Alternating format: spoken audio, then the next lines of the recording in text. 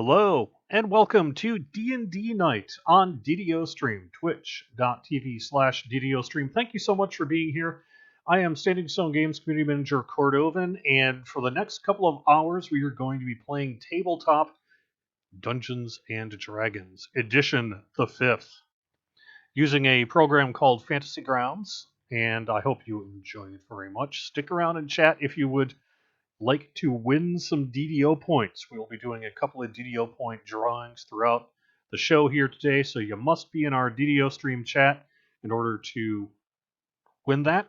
I do understand as well that we are being simulcast on Draculetta's channel, so if you would like to support his channel as well, it's twitch.tv/Draculetta70_72, I think. I don't know. Correct. Yes. I was off the top of my head. I was totally unprepared for that. All right, so let me move over into Fantasy Grounds here and let us do some introductions. Again, my name is Cordovan. The character I'm playing is called Jerry the Cleric. I have no idea why I came up with the name Jerry the Cleric, but that is who it is. It's a human cleric. We hit level 2. And I'm kind of a traditional cleric type. I like to heal. I'm full of honor. I'm lawful good. I don't like to cause trouble. Trouble seems to find me. All right, let us go around and introduce all the other folks here. How about you, Beavis, when we start with you? I am Spookykid. My real name is Josh, but I'm playing a character named Beavis Porkhammer. He is a mountain dwarf paladin. Cool. Next up here is Draculetta, who is... You're showing up as a warlock in my character sheet, but I'm pretty sure you're a wizard. I am a wizard. I'm a special class of wizard. Don't forget that. Yes, I am a tiefling warlock who tells everybody that he's a wizard for some strange reason. I guess we'll find out about that. And you might know me from my website, DDO Players, and my podcast, DDO Players News, where we cover Dungeons & Dragons Online, tabletop, and role-playing gaming news as well. And that's DDOplayers.com. Correct, yes. All right. Up next, Fenicus. Say hello. Hello. I am another one of those that run with the DDO Splat guys. I am a Wood Elf, Ranger, Chaotic Good, and that's kind of how I play. I was a hermit, but now that I've come out, sometimes I enjoy things a little bit too much. So Nice. I also understand, I'm going off the top of my head here, but I'm pretty sure DDO Splat is Tuesday nights starting at 8:30 p.m. 8:30 Eastern. Yes, Yeah, that's right. Yes. And that's over on twitch.tv/DDOcast. Also somebody on Twitch and from the damselsofddo.com, we are honored to have for our first time here Sahbajade. How you doing, Sahba? Hey, I'm good. Sahbajade, as Jerry said. Jerry the Cleric said. I'm from the Damsels of DDO, and we Twitch every other week on Friday night or Saturday morning, depending on your point of view, at 2 a.m. And we do it on the DDO stream. And then we talk about it the next night at Les's Twitch, which is twitch.tv/Lessa101. Yeah. And my character is Sahba. And surprise, she's a halfling rogue. Nobody saw that coming. No. Are you trying, is this sort of the Sahba that you normally play, or is this just a Sahba? It's a Sahba. Okay, excellent. And then finally, I'm actually going to stop kind of leading the discussion here because I want to introduce our fine dungeon master, that is Evilbeeker. Take it away, Evil. Hey guys, thanks everybody. Evilbeeker, or you can call me Kevin. I'm on DDO Splat and occasionally on DDO Cast.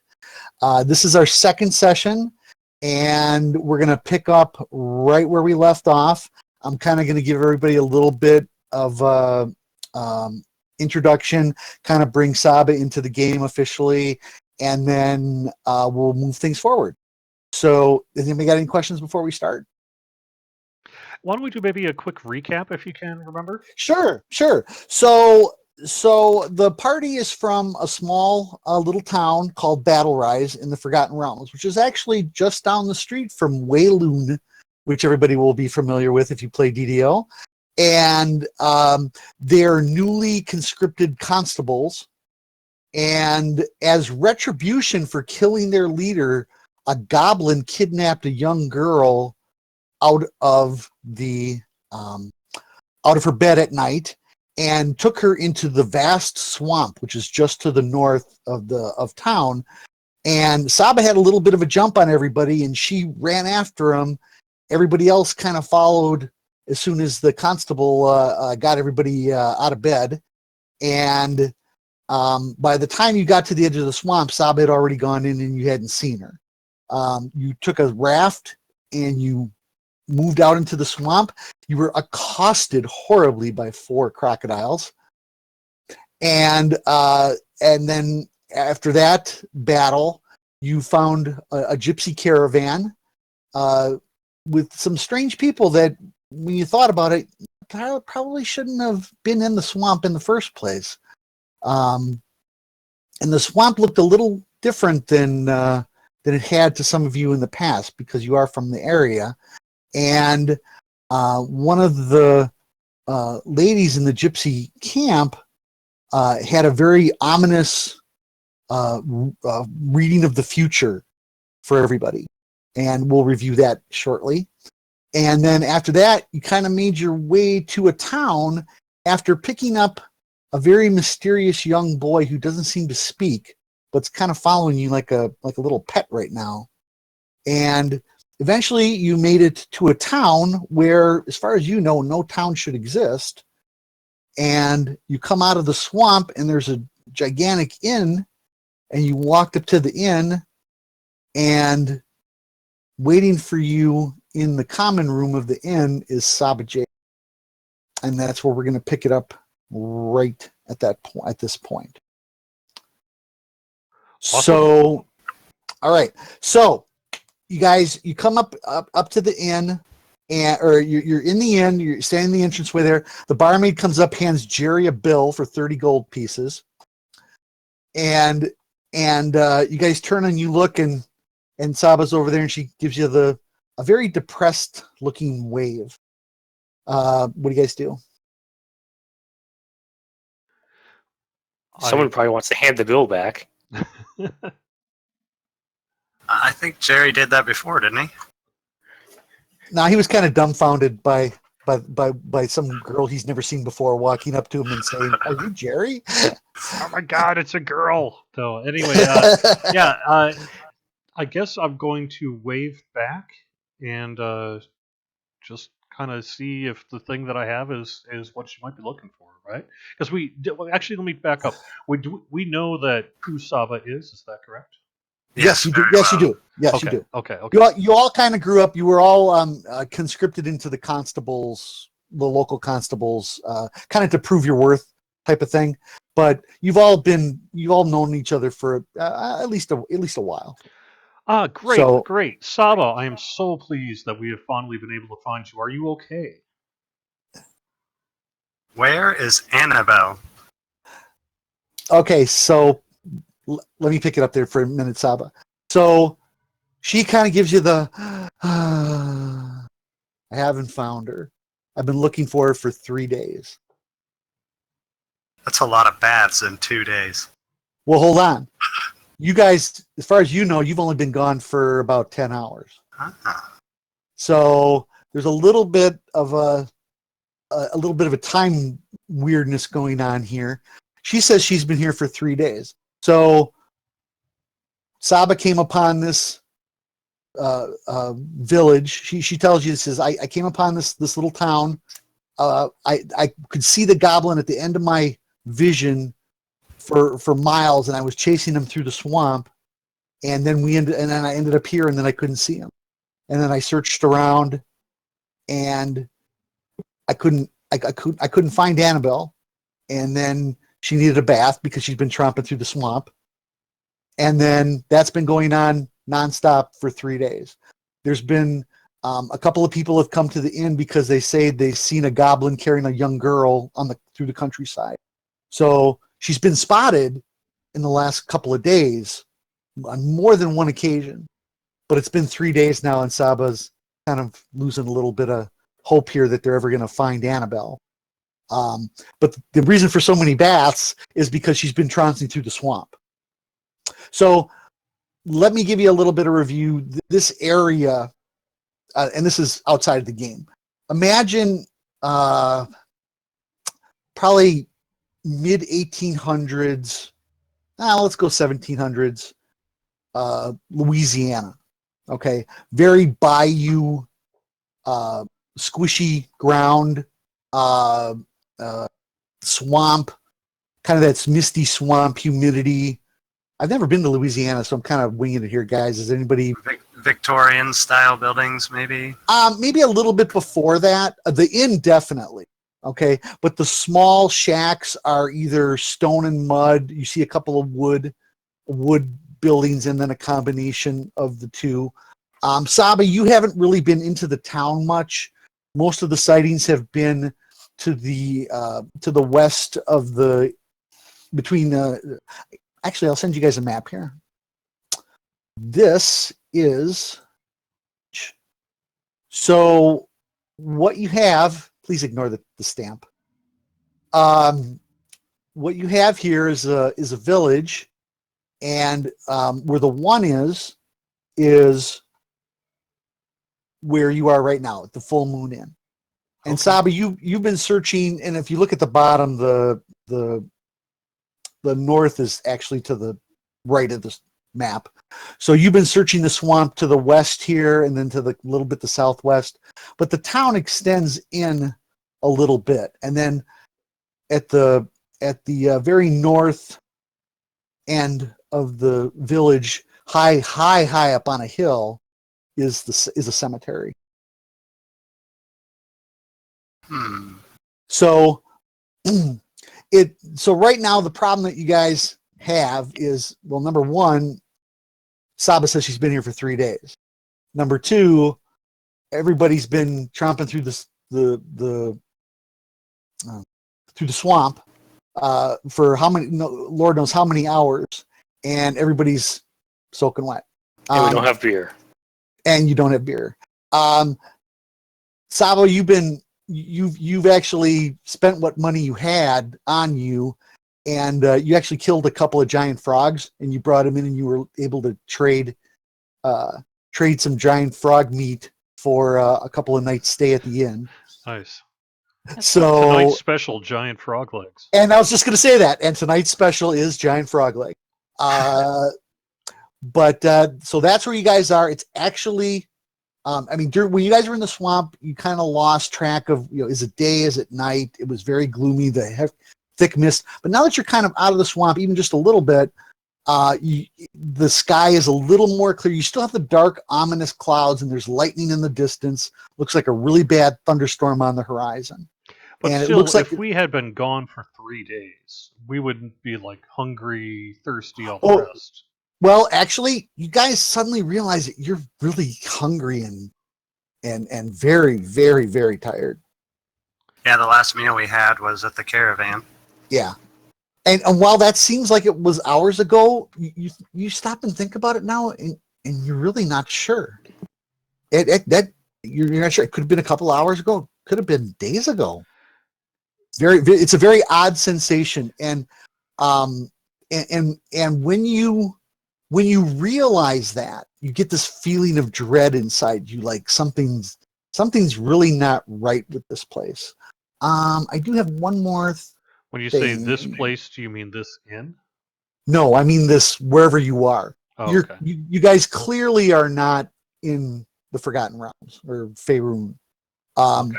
It's quite obvious that that you've been transported somewhere else. This inn, however, is very, very nice, and it does have a little bit of a dressing to it. And I will send you guys a picture I found on the internet that looks kind of cool. So it still looks like an inn, okay? But So, Sahba, Mm-hmm. is this, you've been here for 3 days? Is this a Yes. safe place to be? The inn, yeah. All right, then I want to hear more about your story, and we need to find Annabelle. but I cannot take another step without Without some taking a food. bath, please. Well, I would sure, right? I mean, I was thinking more food and sleep, but Yeah. bath, food, and sleep works. So guys, let me read one little piece of text for you here. Okay, this is kind of like this is the module's kind of introduction to the Full Moon Inn. So the Full Moon Inn serves as a meeting place for the villagers, especially in the dark times when everyone seeks comfort and protection. A large common room features a bar, a dozen tables. Food is served from early morning until a respectable hour at the night, and rooms can be rented by the day. A fence surrounds the inns, which is a large 2-story building with an attached. And as you guys are kind of sitting over there talking, an older gentleman steps up and let's see here. Where's my ten-sided? Okay, so and Beavis, he says, "Well, hello there, good dwarf." He says, "My name is Gerald Bascom." And he says, Nice to meet you. "This is my wife." You have that sense of, because you are a paladin, you have that little sense of aura of good about you. So he directly approached you, and he says, and he knew you were a dwarf, so there's a little bit something's going on there where, hey, this guy knows what a dwarf is. He says, "This is my wife, Henrietta, and my daughter. You've already met. That was a young lady who handed Jerry the bill, and he says, "This is our inn. You're friends with Sahba?" We are. We grew up together. Oh, yes. I hear she's looking for a young girl. You didn't happen to find her, did you? We did not. Oh, that's very bad. The lands outside of the town are very treacherous, especially in the swamp. We have heard several times that she's been spotted, running from a goblin or being carried on its back. So with any luck, if you need rooms, we do have rooms available. But it's some very dark times, and we will be closing the bar area soon. We have a funeral first thing tomorrow. Oh no! Who Yes, died? Local boy, Jeremiah. He we don't know how he died, and our town holy man Samuel, he is not sure either. So can we see the body? I mean, we can probably tell you how he died, and then we could go. It's very late, and it actually is late. I mean, as you guys are we're walking up towards the house, you could literally see lights flickering out in the buildings as people are going to bed. So let me rephrase our order of operations then. If the bar is going to close, then we need some food and beer. Then we need a bath. Then we need. Yes. Okay. And if the bar is closing, I'll take a keg up to my room.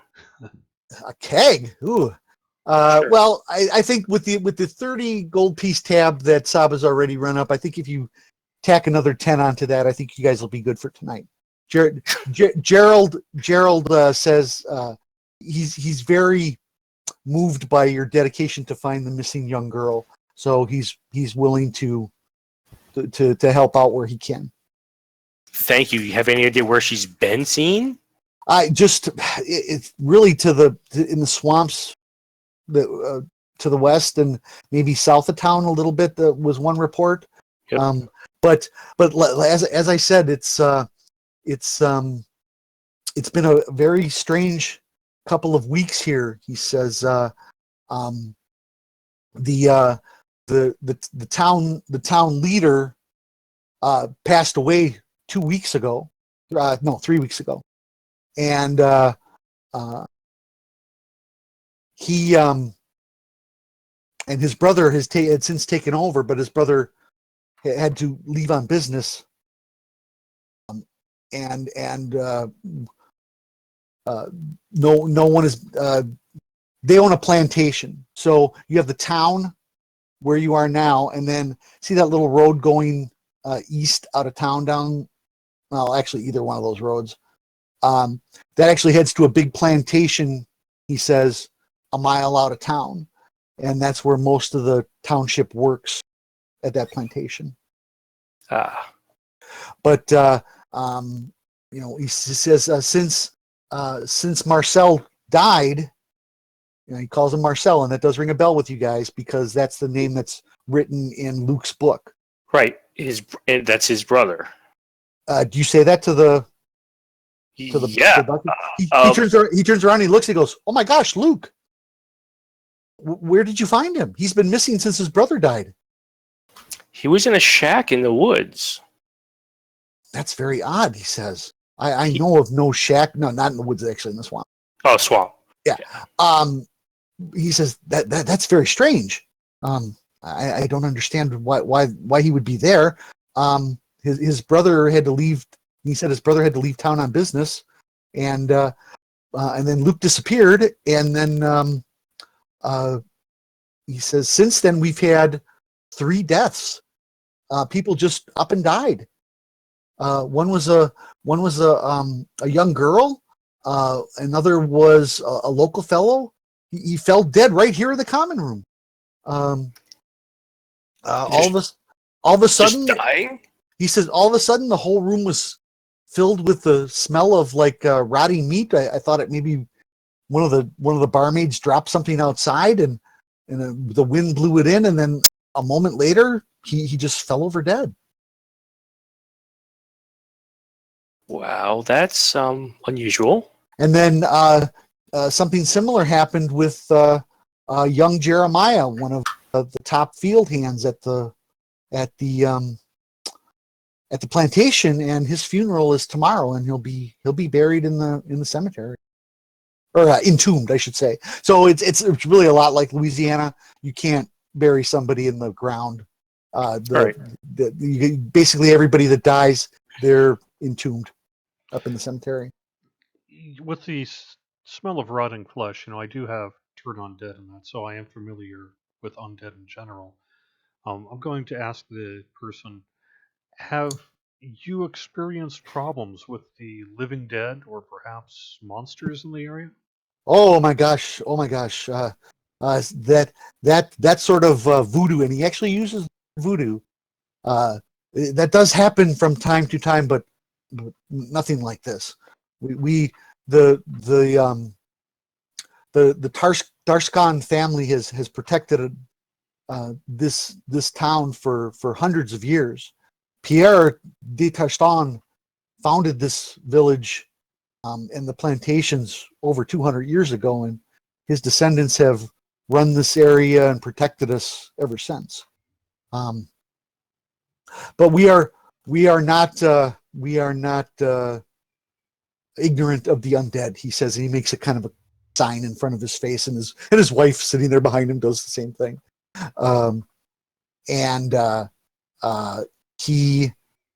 He says, but if we are to face some sort of undead, then perhaps having brave heroes like you here is a great help. We are but simple farmers, and We'd be glad to help. We would be Especially glad to fighting help. undead. I have to admit, though, as much as I would love to solve your problem tonight, I am truly exhausted.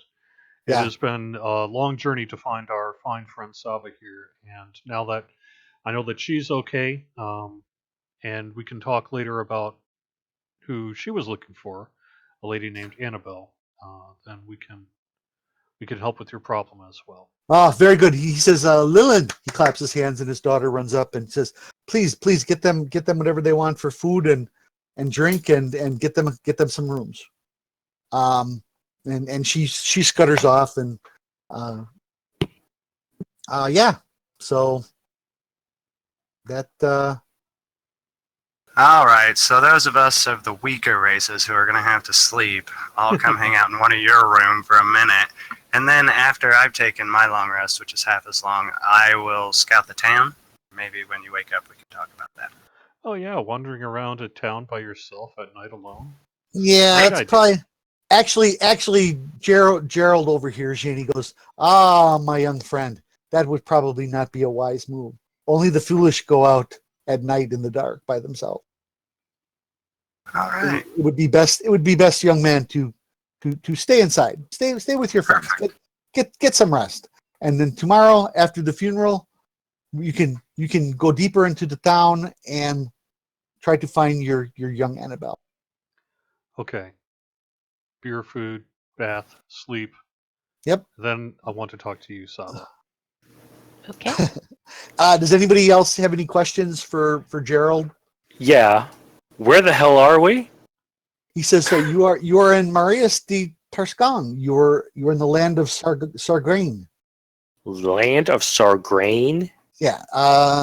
Is your There's a spell. There's actually a spelling.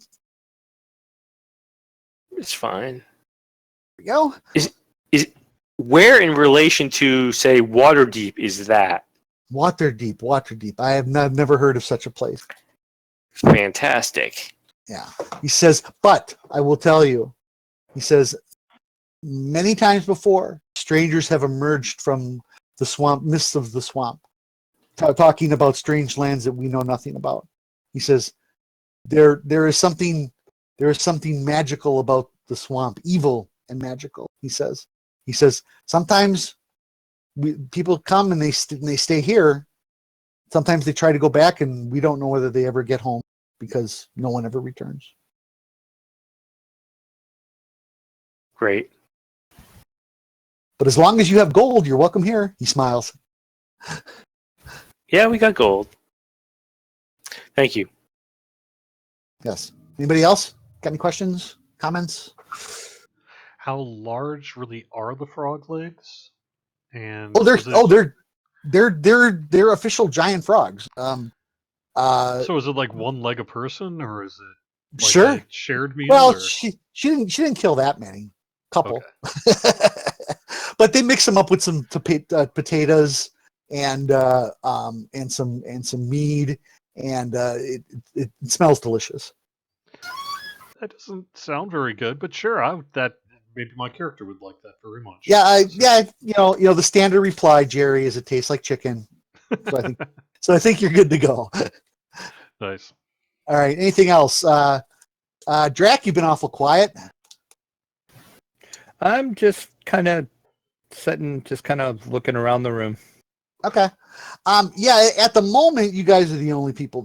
Like I said, it's pretty late. In fact, he was pretty close to closing up when you guys showed up. So at the moment, there isn't really a whole lot to talk to. So, Jerry, you wanted to talk to Sahba. Otherwise, everybody can get fed, water, yeah, more in the morning. bathed, and then Gerald says before he leaves you guys for the evening, he says, "I would be honored if you could help us come celebrate Jeremiah's life tomorrow at his funeral. It would really." I'm sure the support of strangers would be something that his parents would enjoy in seeing their son off.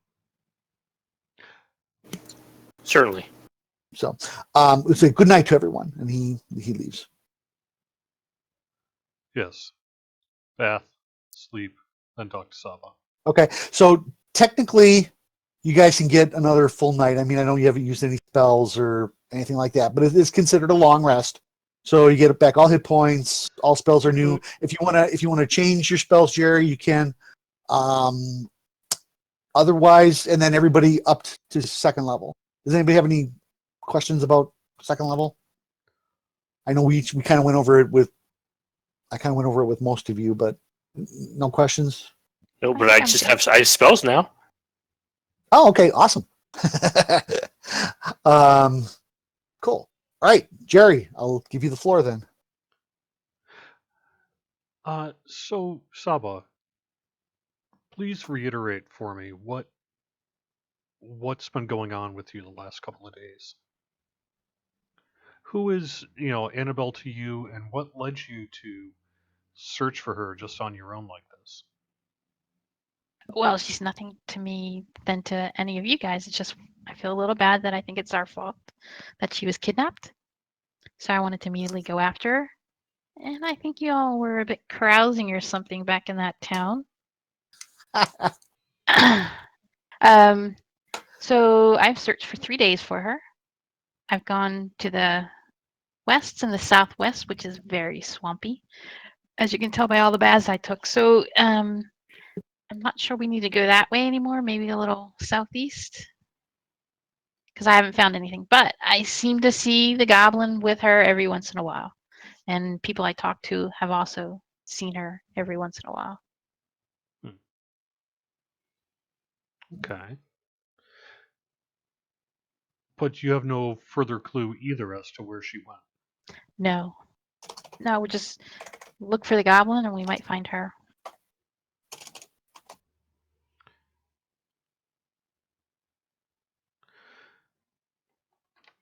I'm sorry, quick question about Fantasy Grounds. I can't seem Sure. to figure out how to memorize my spells. Oh, How do I memorize my spells? Yep. If you go at the bottom of the sheet, you got to put it in the mode. So if you move it from preparation mode to standard to combat. So if you go to prep mode, then that's where you can where you can add and subtract, change the number of spells, things like that. Okay. Awesome. Yep. Okay. Well, if Sahba could point me in... Oh, sorry, Sahba. Well, I was wondering what took you guys 3 days to get here. We weren't traveling for 3 days. I don't know what's going on here. Yeah, that's very strange. It didn't feel like 3 days. It felt like maybe one exceptionally long day. And it wasn't until we got to the tavern that suddenly time seemed to catch up to us. I don't know if time is working differently out in those swamps or what might have happened, but something very, very strange is going on. And if that's true, that Annabelle got lost in the swamp, who knows how time might have affected her. Right? Wow. Good point. Is that guy still following you guys? Yeah. Luke? Yeah, he's still in the in fact Sahba, you're like, "Hey, where's this Luke guy you're talking about?" And all of a sudden you know, Fenicus steps to one side and there he's standing, and you look, and he looks familiar, like from a dream you had last. You could swear that you saw his face in a dream last night, kind of like a deja vu feeling, and then you get a little bit of a chill run up your spine. It's very odd, and the guys tell you that he's just started following him. And he doesn't talk. And his name is Luke, because it says so in the book he carries. He has a children's book that he carries in one arm. Yeah, so time might be screwing with him as well. But he knows what's going on. Like, he walked through the swamp with us, lifted his spellbook or whatever it was, his book over his head so he wouldn't get wet. He knows what's going on. He just won't talk and, like, is staring into space. Maybe he can't talk. Or maybe he's just wacko crazy. Correct, yeah. And this town is just weird. So Yeah. We really don't know much about this town. I think the main thing is we know that we're going to be paying a visit to the funeral here, but otherwise, at this point, I don't have anything to go on to help find Annabelle. Well, he's seen to the south. Sahba checked in east and north? No, west and southwest. West and south, oh. Yep. Now, you guys do know, or at least Sahba does at least know, that there's a constable in town that you can potentially speak with. There's also several different types of stores. There's a bakery, there's a carpenter, there's a general store, there's a blacksmith. I mean, it's a regular medieval old type village. But you guys have no idea where you are or how. No, this is weird. So, all right. Anybody else? Otherwise, we'll just move things along. And It is Probably time to go to the funeral. yep. I So wanna stop everybody. by that bakery, get a donut.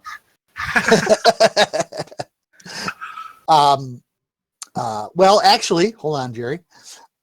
So first thing in the morning, I mean, right right as the now I'm not going to say the sun comes out because you don't see the sun, but even on a cloudy day when the light filters through the clouds a little bit, kind of pushing away the darkness,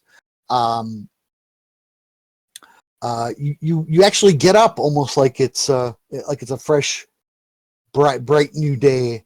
You come down to the common room and there's some bakery there, just like kind of like a continental breakfast type of deal. And Gerald says, yes, and the funeral will be starting in about an hour, and we'll be gathering in front of the church. All right, Which is- I'm going to which take is- my pick of cereal then and have a stale muffin. Yeah. Oh, the muffins are very, very, very, very well done. Oh, okay. Yeah. The plantation provides the area with all of your staples. Bread, corn, barley, all that good stuff. So everybody gets a good night's sleep. You get to dry out your clothes, get that fresher feeling that you haven't been.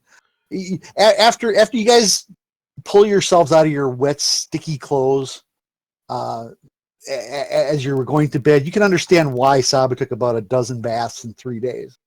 Because marching through that swamp is the most disgusting thing in the world, and you even find an occasional leech, bug, Eek. things like that. Yeah, it's a pretty brutal swamp. So over breakfast, I want to go over again our path for Annabelle. So if we went west, if you went west and southwest, and we went east and south, and that means we could search southeast, north, northwest, northeast, right? Correct? Well, if that goblin's running around, it didn't necessarily stay in any one place. Maybe at the funeral we can get a little bit of information. So, all right, hang on one sec.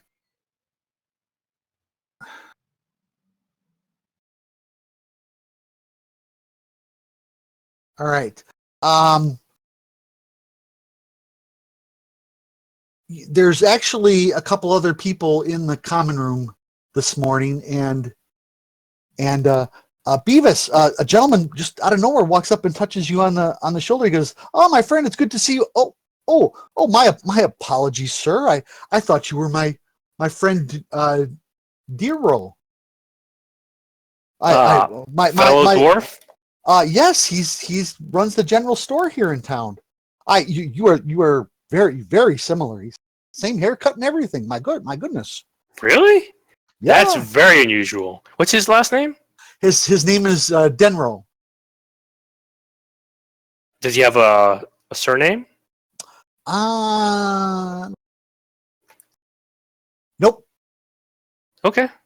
No. Well- No. If I remember correctly, he said that he ended up here in town many years ago and couldn't find his way home, so he decided to stay. And usually, when I'm in town, the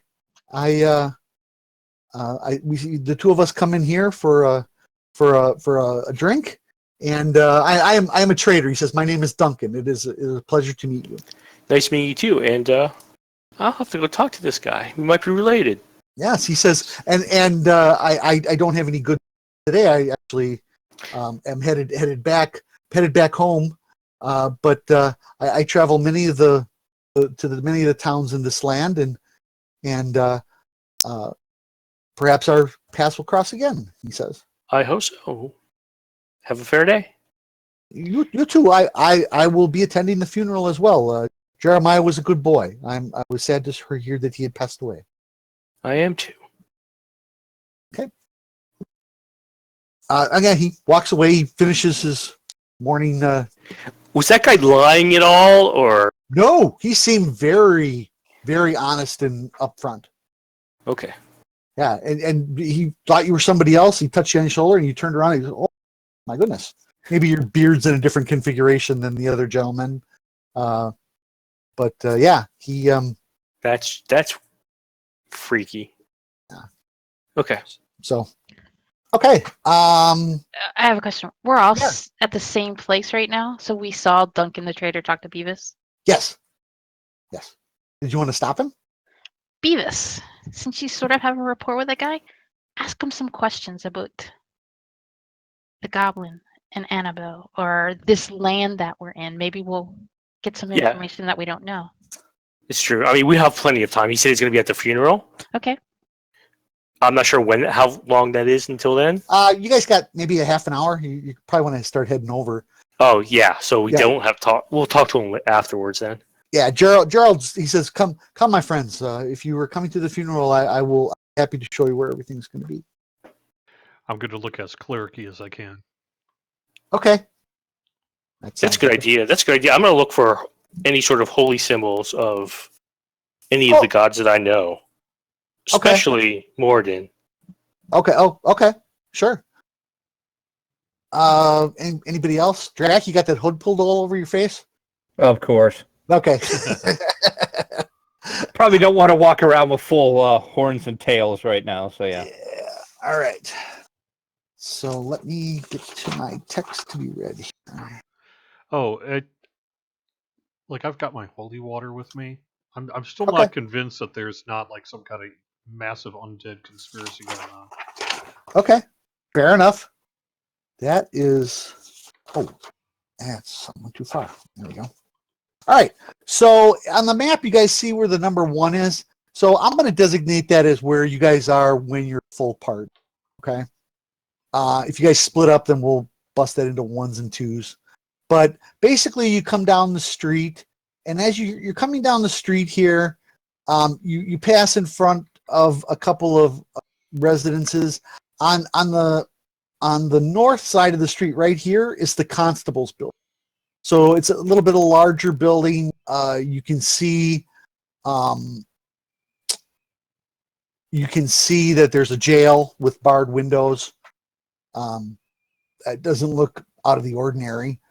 And then you come down to here, and this is where everybody seems to be gathered in front of the church, which is the bigger building. So you have the cleric's residence, and then you have the church itself right here. But everybody's kind of gathered like right here in front of the church. And if you ignore the lack of clouds and the power lines, it's just a simple church that looks kind of like this. Ah. Nothing fancy. And it does have some tombstones out front, but it's kind of like, in the Old West when they would put coffins out front to sell. You see that a lot of these are just markers rather than actual headstones. So, because you can't bury anybody below ground. But these could be, you could have family names engraved on these, and they put in front of mausoleums up in the cemetery. And did he say why they couldn't bury them underground? Yeah, like in Louisiana, when there's no water table, like the water table is a foot below the ground. All right. So if you one good rain and the bodies would just come right to the surface, type of deal. So like in Poltergeist. Yeah, pretty much. So the cemetery is on a huge hill that's probably at least 50 yards. I mean, it's a big trek uphill to get to the cemetery. It's a steep incline, and that is even there you're entombed in. But it's at least here it's a little bit safer. Wow, they need to institute a new policy. Burning the bodies. Yeah, I know, right? Well, Seriously? Take care of their undead problem too. I have a question though. So I would Sure. like to make an insight check, if possible, on this church to see, is it a church I'm familiar with? Are we truly in like a different land? let me give that. I'm going to change that to a religion check, Jerry. Okay. And why don't you go toss that in the tower, if you would, please? Yeah, because insight's more like seeing if people are lying. Right. Okay, let me toss that in the tower so I grab the die. Put it there. Okay. Wow. Okay, so Jerry, you're kind of, people are starting to gather, and they haven't brought the body around yet. You're looking at the church, and you can see symbolism out in the front. That it's different from what you're used to. but it's kind of a combination of homage to the good, the lawful, and the chaotic. The good but lawful and chaotic version. So it's kind of like a homage to all variations of good.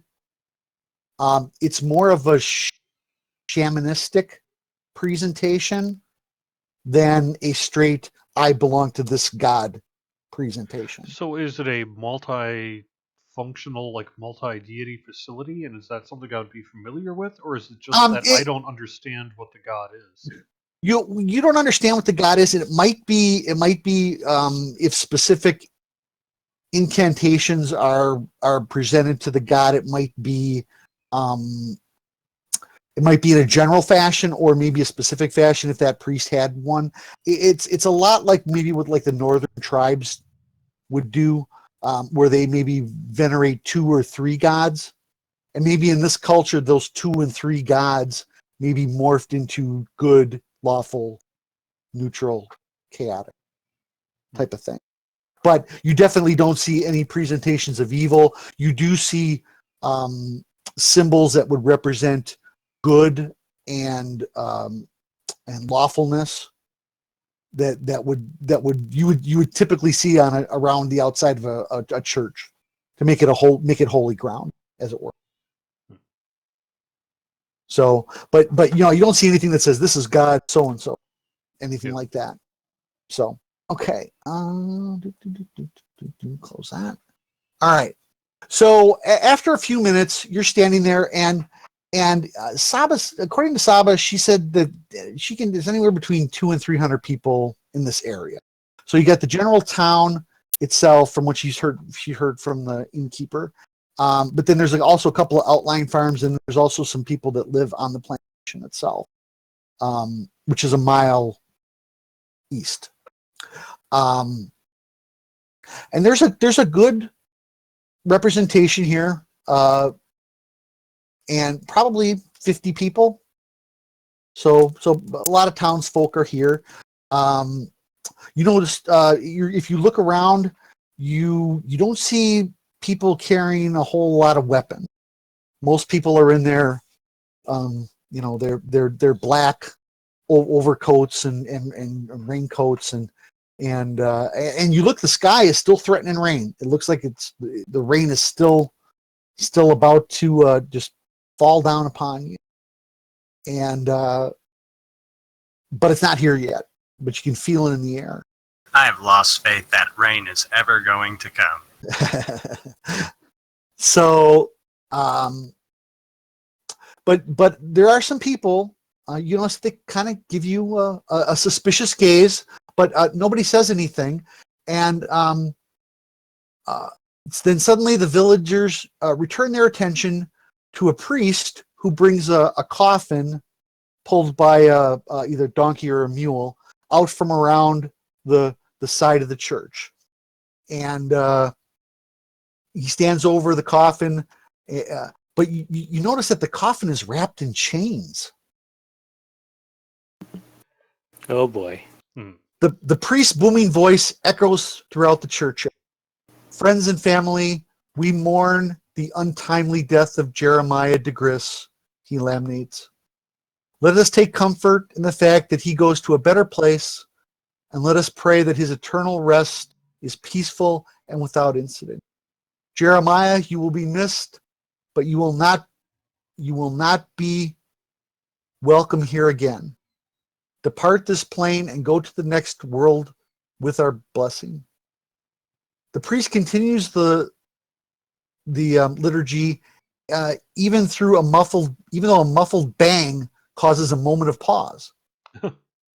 And you're like, bang! It's like, what? And you see a couple of people in the attendance. They jump, and a couple of people do a little symbol in front of their face, and the villagers flinch, but they quickly gain their composure again. A bang sounds again from within the coffin. The coffin rocks back and forth, but the priests in the crowd seem trying to ignore it. I don't feel comfortable making. How many people are in this service? There's probably at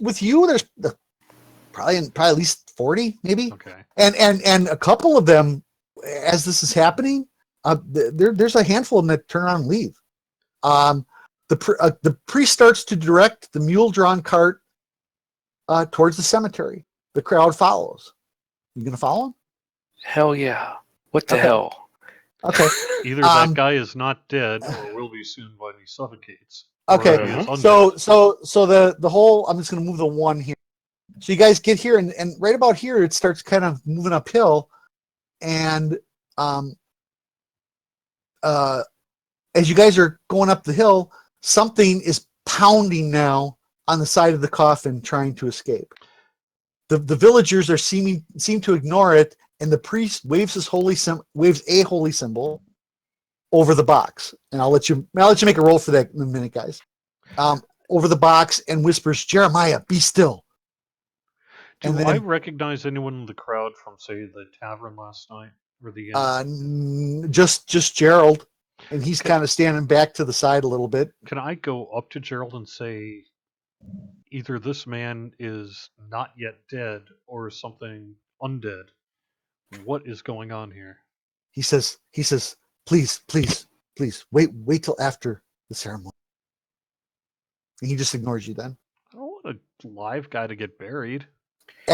Is in noise, like noise, just banging. There's no screaming for help. No screaming for help.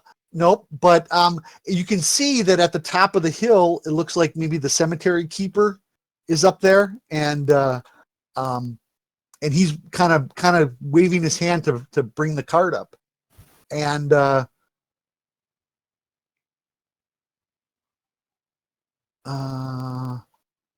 they roll the cart up, and the priest says a couple of words. He waves his holy symbol and then to leave, and he leaves the cart in front of the, like, right about here for the cemetery keeper who comes down to get it.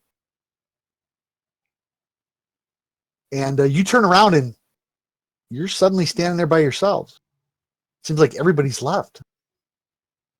Oh, we're gonna help the cemetery keeper. Yeah, for sure. Everyone's left. I would like to, now that I'm not going to cause a scene in front of 40 people, I would like to go up to that coffin.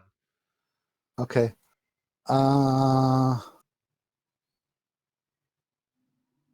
Where is his information? Is it this one? Yeah, here we go. All right.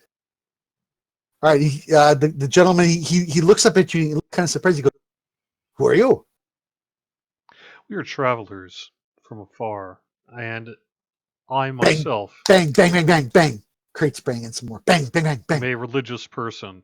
I need to know if that person inside of that coffin is still alive and is being buried alive, or if something evil is going on here. Oh, he says, my name is Pierre. He says, I am the caretaker. He says, this is none of your business, strange man. The family would like Jeremiah put to rest, and I'm going to take care of that and put them in their family tomb. This is none of your business, he says. So you were saying this person is not alive? No. He's very dead. Suddenly, the dead parrot sketch comes into your brain.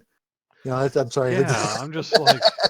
Okay, so if he's turned into some sort of undead creature, why hasn't anyone said this before? Oh, no. We don't talk about this. Jeremiah has gone to a better place, and we will take care of his remains.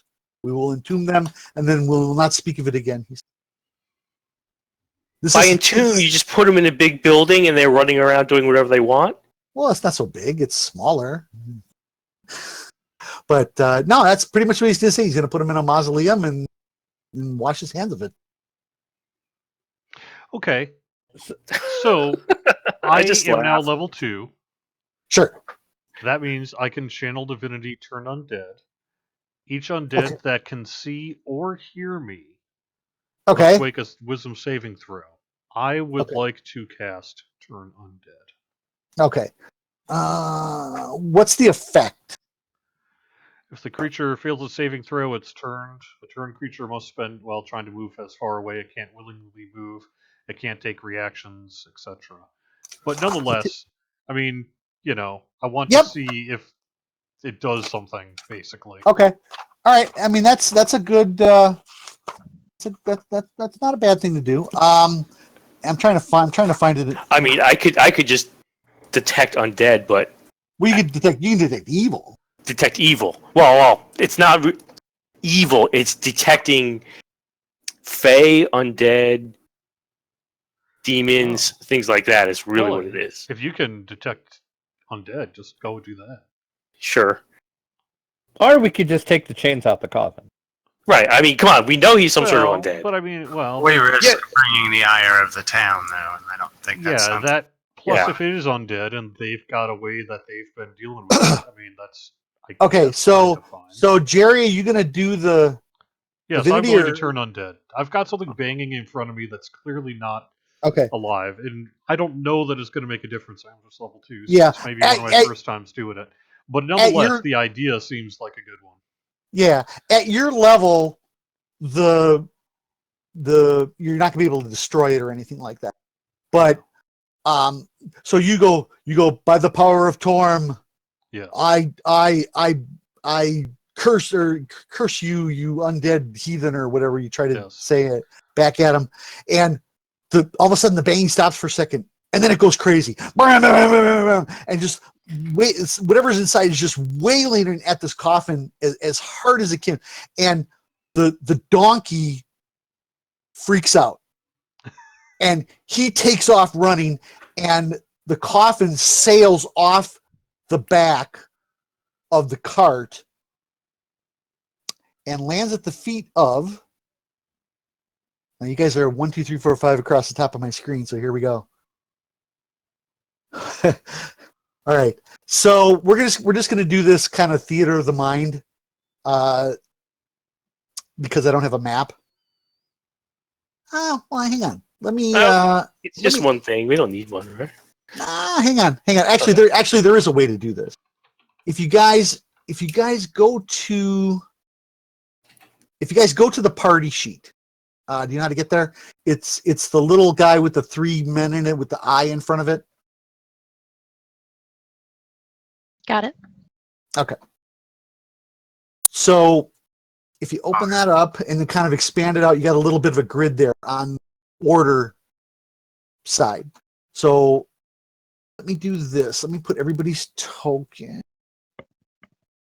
So Fan and Sahba, Drac, Jerry.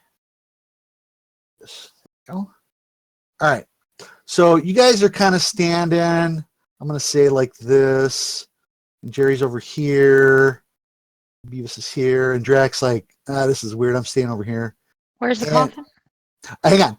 So the coffin, and actually, I think I have a coffin token. No, sorry. Where was the cart? It was that I have a cart. Don't have a cart, man. Wagon. That's what it's called. There we go.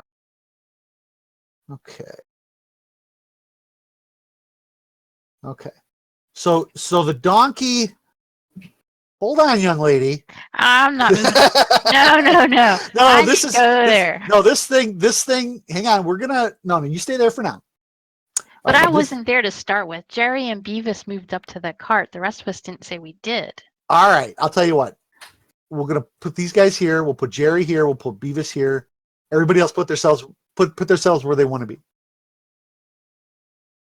Go on the party. Go onto the party sheet, Jerry, and then on the there's a tab called Order, and go to the Orders tab. There you go.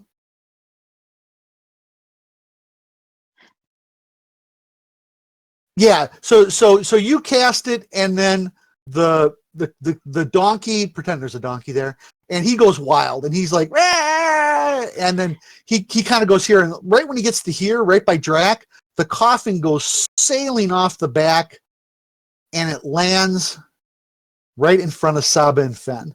Okay. Did the donkey go crazy because he cast the spell, or because of the sound from the because of the whatever's in the coffin went crazy. I mean, it's not talking, but it's beating on the sides of the thing like crazy, and it's freaking the poor little mule out. So right now, what? He's a non-combatant, but we will put him. How about right here? I just grabbed a token off my general pile there. All right. So the coffin comes and it lands, and unfortunately I thought I had a coffin token, but I don't. Lands right in front of there, and the coffin shatters, and the chains are, and what comes out of there is what looks like a zombie. And this might be the first zombie that you've ever seen, but there's something about this zombie. And let me get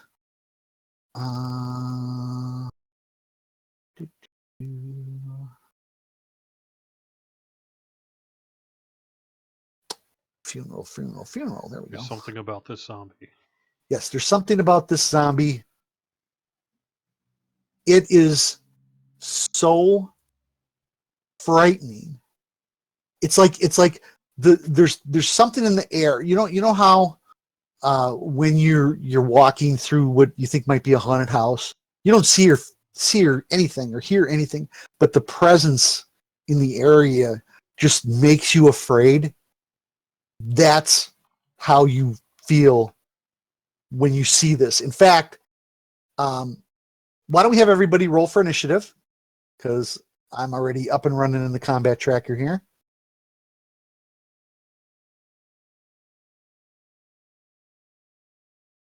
All right, and let me just get Wasted over to my 20. Character sheet. Where's my character sheet? Here we go.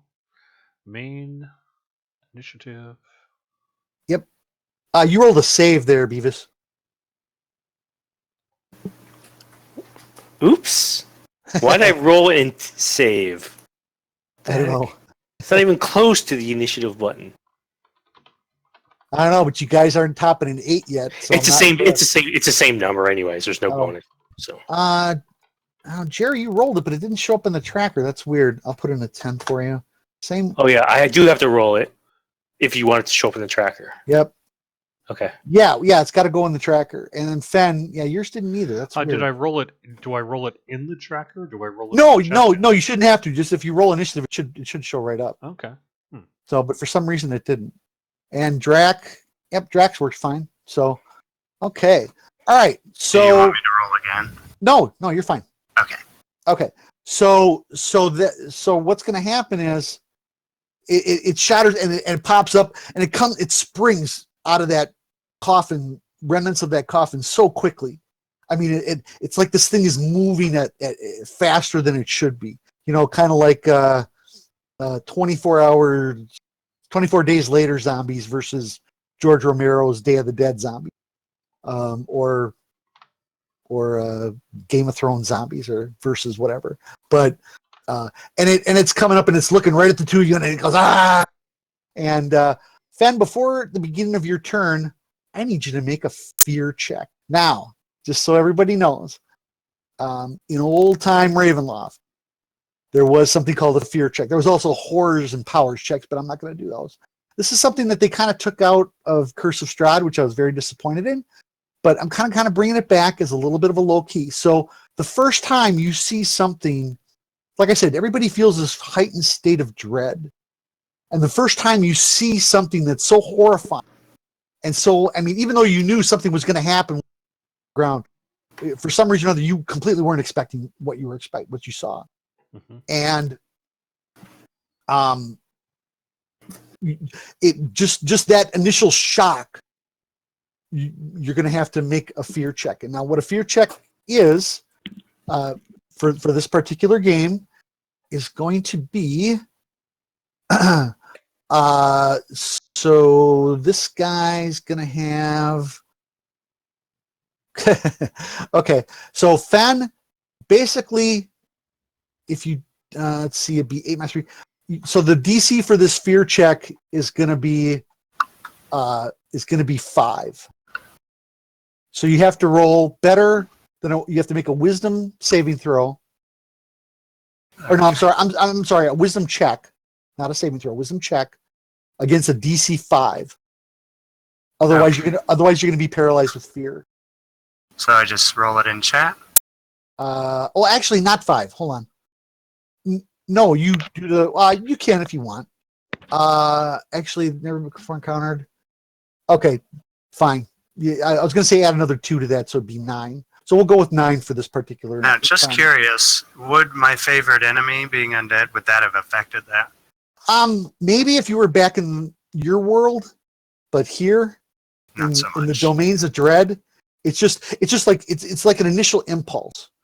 But maybe your training against undead has prepped you a little better, and you made that saving throw, and you're good for this encounter. Okay. So go ahead and make your attacks against this bad boy. All right. I'm going to go ahead and swing a couple short swords at it. Okay. And That's going to be hit. Remember, you can drag it onto the. onto the creature. That's right. Yep. That's right. But that is hit. So go ahead and roll damage. Ooh. But I get a second attack with my bonus action, correct? Correct. And you did take 2 weapon fighting for second level, so you do get your strength bonus on your bonus action attack. Nice. Okay. Excellent. And that's a hit as well. All right. And what's the okay? And it oh, you know what? Did I toggle that off by mistake? Gosh darn it, I hate it when I do that. I want to put the little Life bar. The little life bar. Let's see. We don't need life bars. Yeah, I like them because they help show that view tiered, no standard combat token. Where is that? Connector. Oh, that's got to be it right there. Why isn't that showing?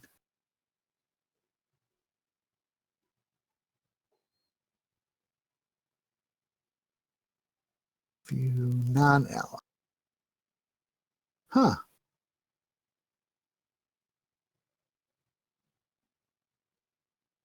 Okay. This is okay. Well, you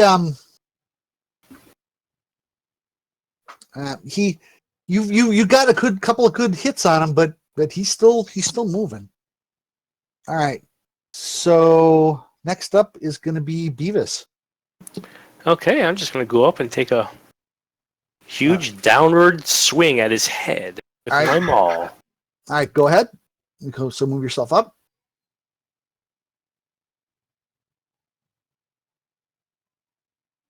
Can you not move yourself? Oh, there you go. Okay. Well done. And that's a hit.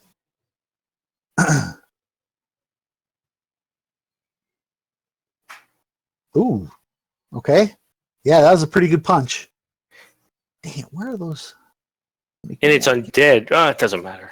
No, yeah. Yeah, it's up to you whether you want to use it. I'm not gonna smite him. Okay. All right, fair enough. But I'm done. I wonder if it's not working because I'm using the party sheet.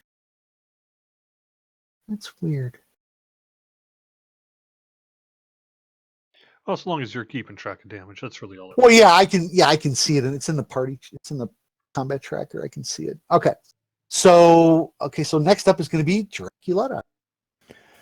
All right, I am going to use my Search Blast on him, and I am going to make it agonizing. Okay. That's almost that is almost a given every time. Well, yeah, pretty much. Yeah, I didn't know if you wanted me to say it or not. Nah, you don't have to. What he's doing, so Draculetta has an ability called Eldritch Blast. He can add different powers to it, which in this case he's adding his charisma bonus to make it more damaging. And for some reason, it's not letting me cast it. Do you have your... Take a look.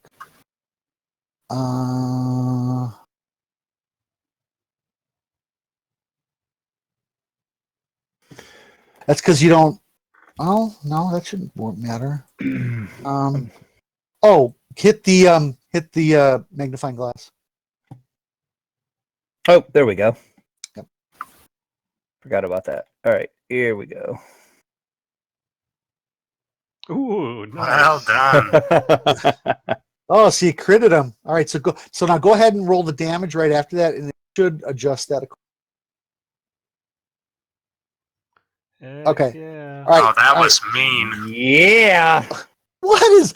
Boy, I don't know. I'm going to have to check the code on Fantasy Grounds. You are rolling out of your tree already. A 20 to hit. Shoot that idea in the foot of the RNG being your Yeah, enemy. There exactly. you go. All right. So that dropped him.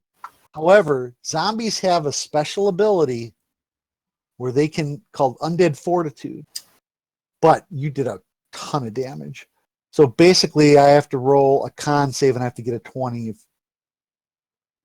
I rolled a 19. It was so close. You see an arm start twitching, and it's trying to claw Sahba, and then it falls. Well, I guess he wasn't alive. yeah. And Pierre goes, "See what you've done now? Now I have to clean this up." It would have been so much easier to just push the coffin into the mausoleum and close the door. But then it would still be banging. This way, it is No. truly at rest. No. You must leave now. You leave my cemetery now. Go. What happens if all those things in the mausoleum get out, Yeah, right. or someone's stupid enough to wander in there? I don't care. This is not your business. Go away now, he said. He says, "Go away now." And you guys look, and at the bottom of the hill, there's a man standing there, and he's got his arms crossed, and he looks kind of official. And he looks kind of like... Oh, I thought I had that locked. There you Turn around, start whistling. go. kind of looks like that. All right, I'm gonna close this party sheet so you guys. Let me get rid of the. Actually, let me do the zombie cart. Keep you guys on there in case we need you later. All right. So he comes up and he says, "Who are you?"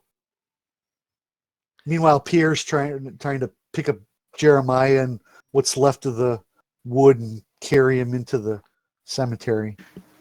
I am Jerry the Cleric, and I saw an undead from the grave banging on the coffin trying to get out. We put it to rest. Yeah, that is none of your business, he says. I understand what you did, but You'd rather have but- them making noise for all eternity in your graveyard? no, eventually they become quiet and we don't have to worry. He says we can't bury them, and whenever we try to start a fire, the wood is so soaked, or it starts to rain, and we cannot do funeral pyres very well. So we entomb them in the mausoleums, and there they will stay. And while you guys were up by the cemetery, there is one thing you noticed. And again, I went to try and find some pictures of what this would kind of look like. But you see the walls around this cemetery kind of look like this. Okay, so they're stones and blocks, and they're very high. You could scale it, but it would probably be with some kind of difficulty.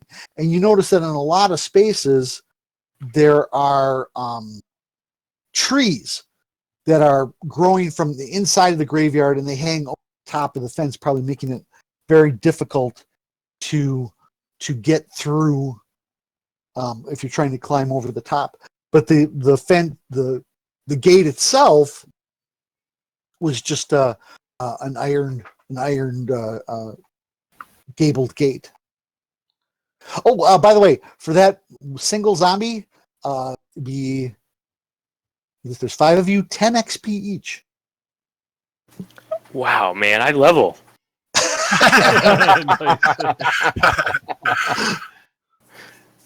So I'm going to say to the constable, I recognize, sir, that we are in a strange land, and it was not our intention to cause offense. That said, are you trying to tell me that that graveyard is full of the living dead? Oh, no. There's only been 4 people that have died here in the past 3 weeks. And before the 3 weeks? Oh, every so often, he says. But no, this only started happening after Marcellus died 3 weeks ago. This is a new thing. Yes. And they seem scared of killing the undead for some And reason. there's only been two other deaths, and those, they are safely entombed in the mausoleum. There is no one to escape until I am trying to figure this out. He says, I don't know what's happening either. He says, and who are you again? I asked you this question once before. Where do you come from? Jerry the Cleric. We came searching for a lady named Annabelle. There she is. Hello, little halfling. I have heard of you. He says, he points over at Sahba. He says, I have heard reports of your little girl running from a goblin as well. I send those reports up to the inn because I know your little halfling there is looking for. I would love to help, but I am too busy trying to figure out who if something is responsible for these people dying all of a sudden. Well, first thing, don't call her little. You look at this guy. He looks like a formidable fighter. You gonna go toe to toe? Well, if he's going to insult one of my friends, He says, He goes, you are right. He says, my apologies, young lady, but you are small. And he chuckles. haha. But he says, I have heard good things about the young halfling from Gerald, and if you are her friends and you are looking for this young child, I will give you a pass today. But beware. He says, this is not your town. And he turns and leaves.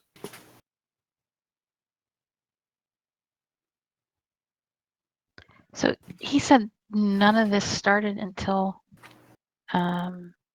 Marcel. Marcel died. Correct. So there's got to be a connection with his death because they weren't we told earlier that they were taking care of the town, keeping it safe? Yes. So Marcel and his brother Jean, or Jean, however you want to pronounce it, they're Tarkaskan. They're the leaders. What's the term? Wait, I thought, wasn't Luke Marcel's brother? Yes, he's their younger Oh, brother. so there's 3 brothers. Okay. Yeah, there's 3 brothers.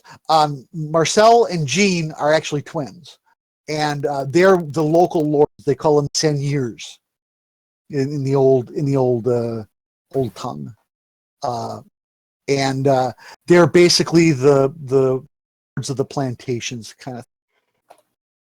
But from everything that Sahba heard while she was overhearing and talking to the people at the bar, they've been a fair family, and the town has been mildly prosperous as a result. But it is a very hard country to live in, area to live in, whatever you want to call it. So we need to, if we want to, figure out why Marcel's death caused other people that died to turn into undead. Absolutely. Who And might know? I mean, who could we talk to? Are his brothers are still alive? Luke. Just Luke. Yeah. Well, John's alive, but he's away. And you guys look, and Luke's actually standing at the bottom of the hill, Of course he is. kind of creepy off to the side a little bit. And it seemed if anybody noticed him, they didn't say a word. Like no one's gathered around him or anything. That's No, in fact, you guys are standing alone right now. Pierre dragged what was left of of Jeremiah after you crushed his skull in with your maul into the graveyard, and he shut the gate behind him. okay. I've heard all these crazy stories from my grandpa and stuff, but this is just beyond that. This is freaky. Okay, so suddenly down a ways from. Did you want to say something, Drac? Go ahead. Are there names on these mausoleums at all? From you guys can't tell from where you are. It's actually a little bit up the hill yet, Okay. and then you haven't gone in. You can kind of peer through the like inside at a glance, and maybe you see something that kind of looks like this. I'm really proud of finding this picture, by the way. They kind of look like old mausoleums like this, but they're all weathered and crumbling planks and gravel and sides, dead branches laying through the whole thing. You kind of get a little bit of a glimpse. What's that? Yeah. Yep. It's like the necropolis. Yeah, a little bit. Yeah. But old time mausoleums, that for people that live in super swampy, humid climates. If you want to go look, I'll go with you. Yeah, actually, I Luke would. standing there though. Right? He's still standing at the end of the. Yeah, he's kind of standing there, and you guys, out of the corner of your eye, you see a man in a hooded robe come and grab the donkey and the cart and start walking back to the church.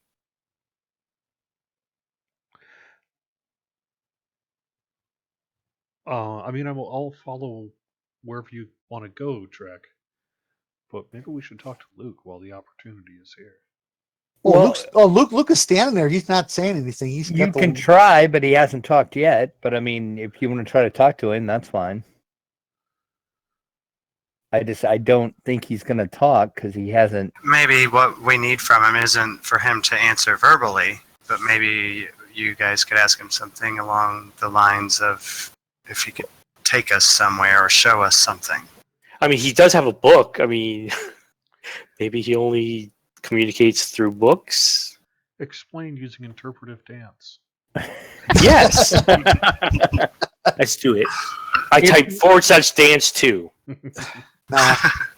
No, he as he's standing there by you guys, it's the same thing as before.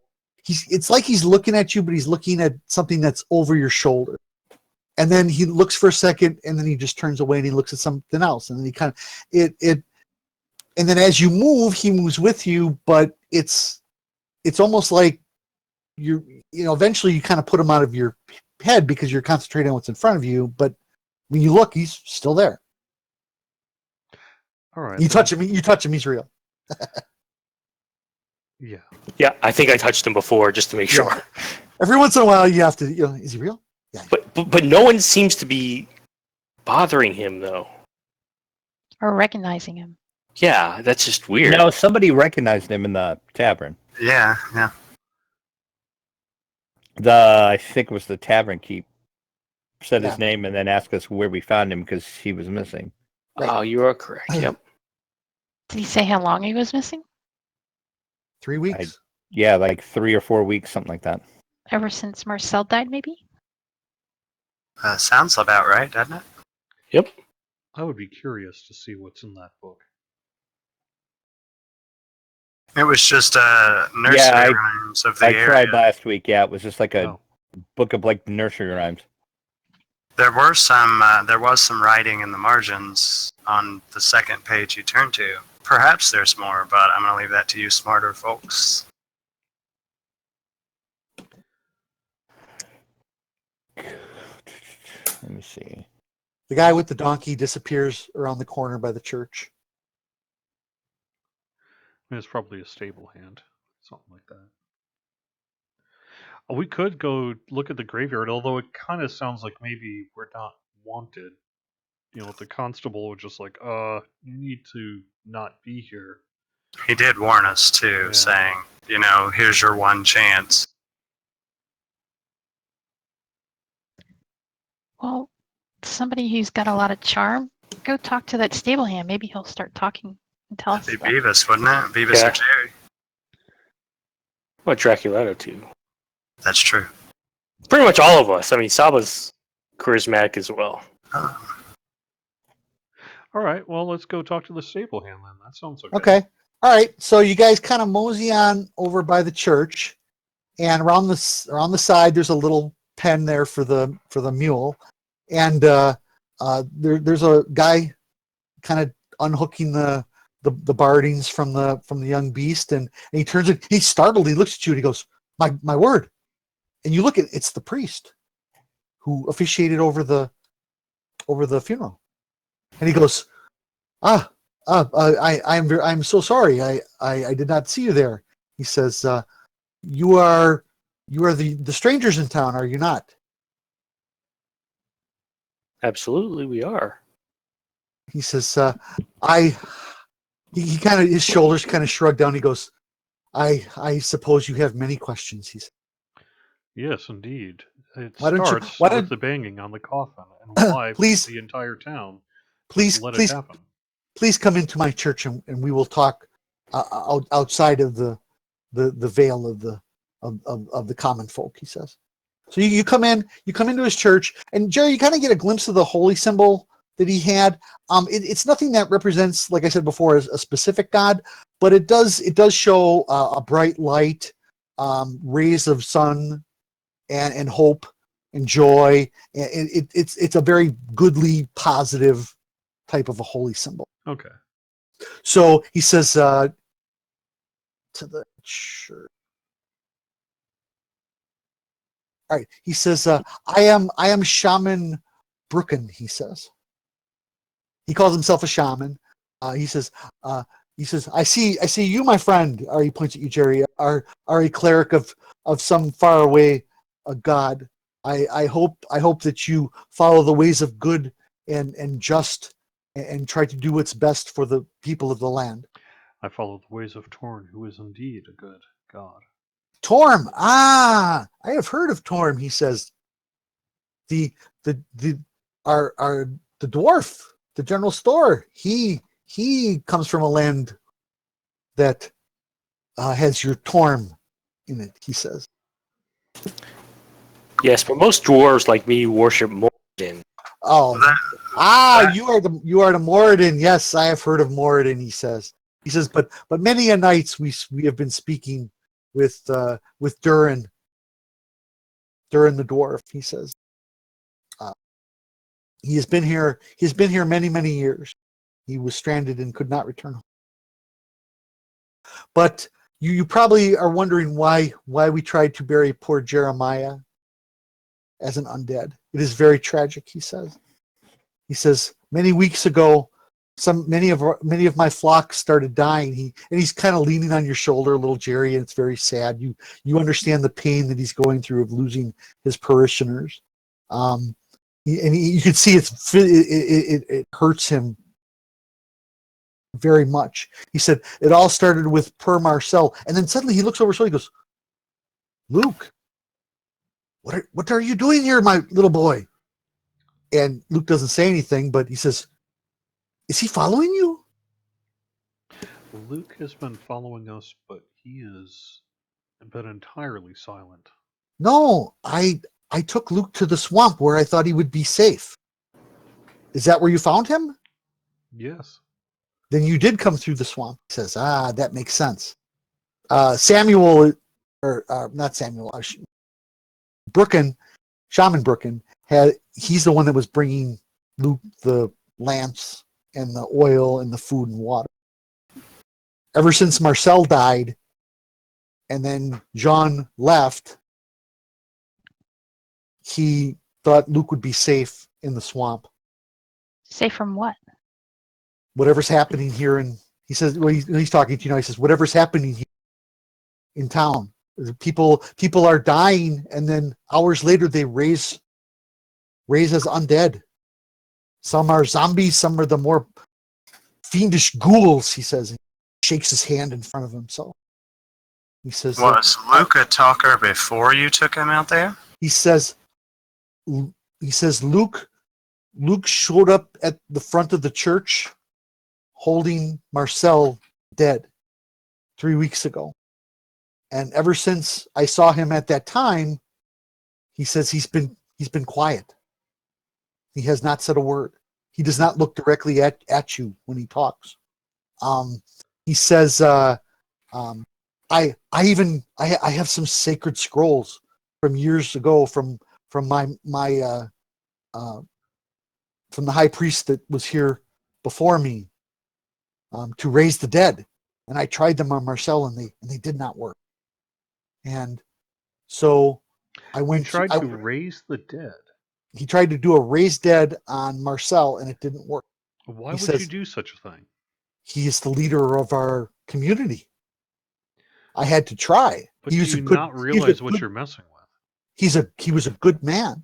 He's not trying to bring him back as an undead servant. No. He's trying to bring him back to life. He was trying to bring him back to life because he wasn't dead long, from what the shaman could tell. But he says when that did not work, we talked to his brother John, and John said put him in the family crypt. So we did.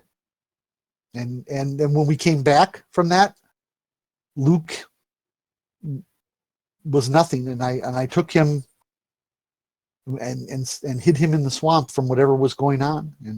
And after the first death of the little girl several weeks ago, after that, Jean left to go to there's a port north of town, about a day's ride, and that's where they go for supplies and things like that. And he needed to go there to check in because his brother had passed. They're like a fiefdom. They report to the guys who run that port up there. What I'm going to try to say quietly, and what do you know of Luke's book? The children's book? That has been in his family for years. He says that even though he is a young man, he still likes to, he occasionally takes that book and reads it to the children of the town. So if he and I do not know why he is carrying it such. I know it was a present from Marcel, but I don't know anything beyond that. If you look at Luke, he's just kind of staring into space, looking around. So, ever since Marcel died, you have been having a problem with the dead coming back to life. My understanding is that people are choosing to just let them live, let them be undead, buried in that cemetery, rather than putting them to rest. We don't have many more options other than to hack them to bits, and that is. But surely that's better for a loved one than to live eternally as undead. Yeah. See, now but now you're getting into a religious argument, Jerry. And while two priests talking. Yeah, I know. But from your point of view, maybe. But from his point of view, he says, no, that is not our way. He says, we actually after what was the young girl's name? You didn't tell us that. Nope, I'm trying to find it right now. Teresa. When Teresa died, a couple of days after Marcel died, they tried to start a funeral pyre and it didn't work. And while they were trying to light the fire, she came back to life as a zombie and almost killed somebody. So ever since then, they've been chaining them up in coffins and putting them in. They restrained the little girl, put her in a coffin, chained it up, and put it in a mausoleum. Have you sought help from, say, your order or a larger town that might? Well, I asked John to contact some of the other clerics up at the port, and I've been waiting to hear back, but he has been gone for over 2 weeks now. I'm hoping nothing happened to him, he said. I'm gonna nudge Sahba. Maybe we should ask about Annabelle. Have you seen or heard anything about Annabelle? I have heard of your search for her over the past few days. I am sorry to say I have not. I've been here at the church most of the time, dealing with the death of Jeremiah and trying to comfort the townsfolk as best I can. I have heard that you are looking for her and that people have seen her on the outskirts of town, but beyond that, I do not know. I have Marcel. How old was he when he died? Marcel and Jean were in their 30s, maybe. They kind of inherited the lordship after their father died, and then their father's cousin is the founder of the town and the plantation. So I'm still talking to priest. Yep. Has this odd behavior ever happened before? Oh, not that I recall. We live in a very dreadful land.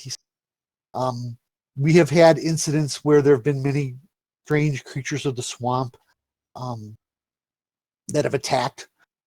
We have had my mentor, who has been dead many years now, and he's an older man. He's got a little bit of a graying beard, and he says back when my mentor was an acolyte, he says there was a vampire that roamed the land, but this is not something that happens very often. He says we are a small community. We keep to ourselves. We avoid the swamp whenever possible. Then why'd you put Yes. Luke in the swamp by himself? Why did you put what? Well, Luke in the swamp by himself. He put Luke in the swamp by himself because he didn't know what else to do with him. And it seems like being in town isn't exactly safe, as people are just dropping. So, like flies. so the shack that he put him in was kind of a old hunter shack, when they would hunt crocodile, frogs, things like that. It hasn't been used a lot lately because the plantation's been very prosperous. So the shaman thought he'd be safe. So tell me more about this malady that is afflicting people in the town. I have heard it said that there's a sort of stench and then they drop dead. Is that been the experience consistently? That the man that died in the tavern in the Full Moon Inn, he says his name was Horgoth. He was a field worker like Jeremiah. I heard that somebody said there was a spoiled meat smell, and then Horgoth died. But Gerald thought that it might have been one of his barmaids dropping some meat outside. That seems unlikely. I Yes, suspect this is connected. Other than that, I have not heard anything beyond that. So right now there's been 3 deaths. There's been Marcel, there's been Teresa, and then there's been Hogarth. The 3 deaths that are known by Shaman Brooken. So, but the fact now Marcel, he didn't turn into a zombie though. Oh, I'm sorry, I'm missing somebody. Hold on. I'm missing one more person. Oh, maybe I'm not. Maybe it was just the 2. First such death was 3 weeks ago. On the ground. Jared, Horoth, and Marcel, right? Yeah, but Marcel didn't raise from the dead. So Jeremiah, Horgarth, and Therese. That's 3. Okay. Mm-hmm. So, and the field worker, he was having a drink, and he fell over dead, and like 2 minutes later, he rose as a zombie. Whereas Jeremiah was dead several hours, and then he rose as a zombie. But thankfully, he was already in a coffin with chains on it when he rose up from the dead. Now, how did these people die? Do you have any idea? You'd have to speak with Teresa's mother. She just said that she died. She went into her bedroom and she was dead, and they brought her out, and she they were going to cremate her, and they put her on the funeral pyre, and then before they were able to get it lit, she came to life. Could you point us in her direction? Sure. Let me.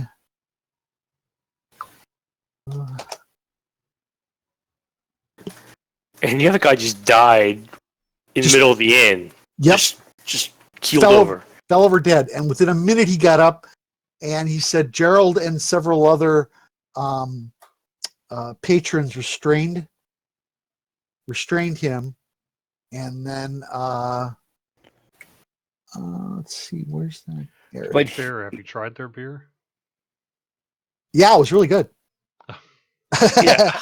All right, I put a little T on the map. It's just just east of the church, not far from where you guys are now, actually. That's where Teresa's mother lives.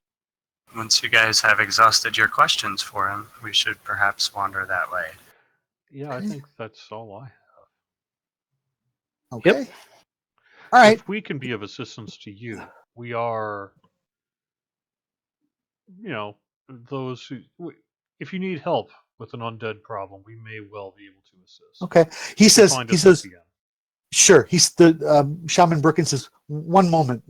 He says, he goes into the church. You hear some shuffling around. He comes back out and he hands you a scroll, Jerry. He says, my friend, if you could help me solve the mystery of my town, I would be grateful. Here. He hands you a scroll with 2 healing word castings on it. Ah. And he says, please use this to find your friend Annabelle and help my. All right. All right. Any more questions for the?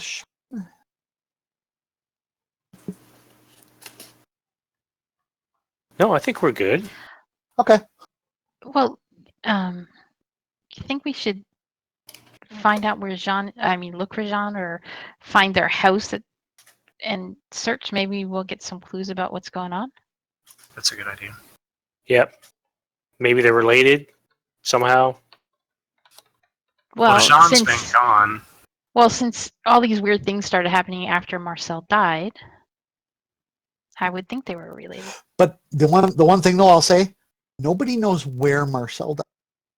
Luke showed up at the church carrying him, and nobody knows where he died. So whether he died at the plantation or somewhere in town. Do they have a house in town? No, the plantation's a mile east of town. 2-minute trek. Says the halfling sprinter. So where's his body now? Marcel? Yeah. He's in their family tomb.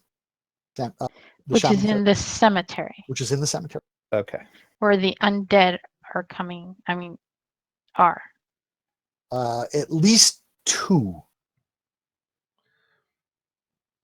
that you know of. So Jeremiah, you guys just hacked to bits. He ain't coming back. But the other, the young girl and the other guy that died in the bar, yeah, they're somewhere in Pierre has put them somewhere in the.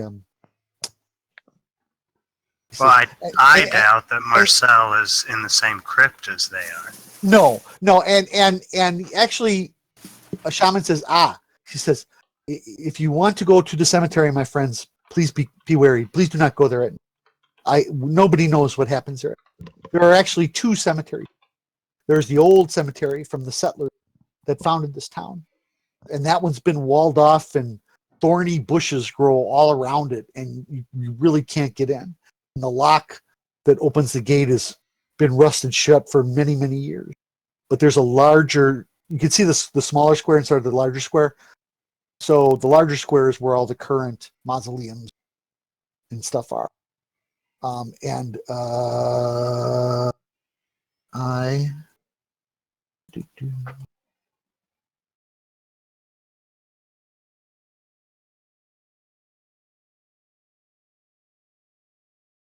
Based on the shaman's information, he says Marcella's mausoleum is right where that ends. In that general area. Maybe before we go in there, though, we should talk to Teresa's mother. to Sure. maybe have an idea of what we're going to go up against. Sounds good. Yep. Okay. All right. So the Shaman Brooklyn, he gives you a bow, Jerry, and he says, "May the gods of good light your path and protect you in this dark time," he says. And same to you. He says, "If you need my help, please come find me," he says. All right. So you kind of trek just a little, not too far away to Is Luke following us, or did he Oh, yeah. stay near the... Nope. Okay. And as he leaves, you notice that Shaman Brooklyn kind of gives him this look, like he doesn't, like this very puzzled look, like why is Luke doing that? So, after he, from what the shamans told you, after he dropped Marcel's body, he just stood there and did nothing. The shaman had to take him to the secluded place where he thought he would be safe. So, But as soon as he found us, so whatever consciousness he does have, he was more than happy to join us, assuming, I think, that we were headed in the direction he needed to go.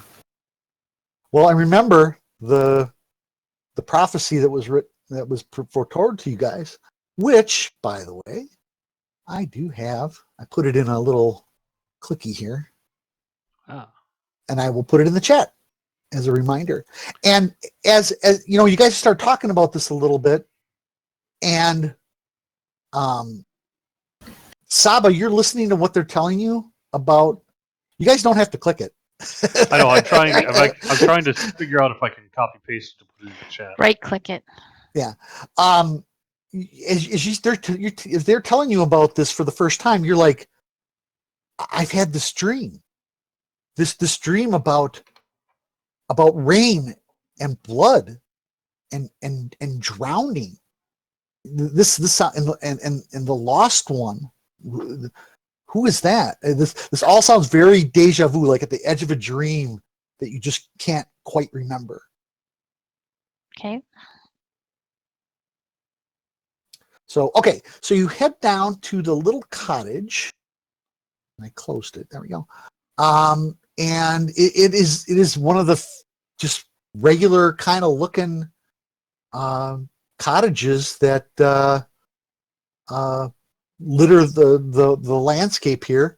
And the door is shut. There's a little window with a basket in front of it that you would maybe expect flowers in it, but all the plants that are in it are dead. The town is taken to Sahba, and she is quite the charismatic halfling. Perhaps she could talk to them for us? Short people are less threatening. Is that what you're saying? I didn't say it. Wow. Well, That's you- terrible. It was implied, but not said. Is that racist? She's kind of like a stepsister to me. I can get away with that stuff.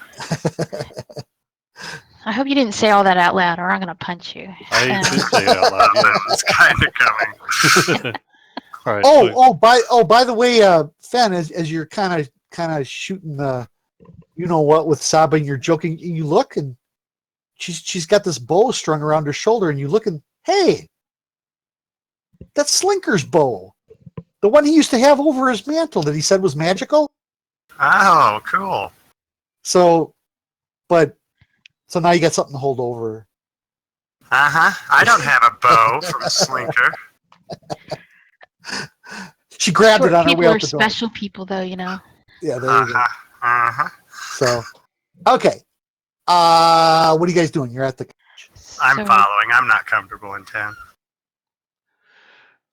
Yeah, I mean, having some lady who's in mourning and suddenly 5 people knock on her door might be a little intimidating. So we will kind of respectfully be I'll be towards the back a little bit, and we'll let Sahba do the honors. Okay. Are you walking up there, young lady? Yes, I am. Okay. As you get closer to the cottage, you get this whiff of garlic. And I mean, I know you're not the tallest of people, but you kind of look to where the flower bed was there, and it kind of smells like it's coming from there. And and you can see little strands of garlic mixed in among the dead flowers. Okay. And do you have? Let me look here quick. I am hungry. No, you. It smell. You know what? It smells like. It smells like an ingredient Grandpappy Porkhammer used to put in his bacon surprise sandwich. Garlic, lots of The garlic. surprise is lots of garlic, huh? Yep. It actually is kind of powerful smelling. What do you do? I knock on the door. Okay. The door doesn't open, but you hear from the other side, who is it? Hi, it's Sahbajade. Sahbajade, I don't know you. I'm sorry. I've been in town for several days, looking for a little girl, Annabelle. I have heard that there's been strangers in town. What do you want with me? I'm just a humble seamstress, he says. My friends and I are also investigating what's going on in your town. And I was wondering if I asked you some questions about your daughter, Teresa. Okay. Give me a persuasion roll in the tower. So you drag it from your character sheet, and then in that little tower in the bottom corner. Sahba, I mean, you weren't here the last time. And then I will roll. So that means nobody else saw it, right? That means only I see it. Okay. Okay.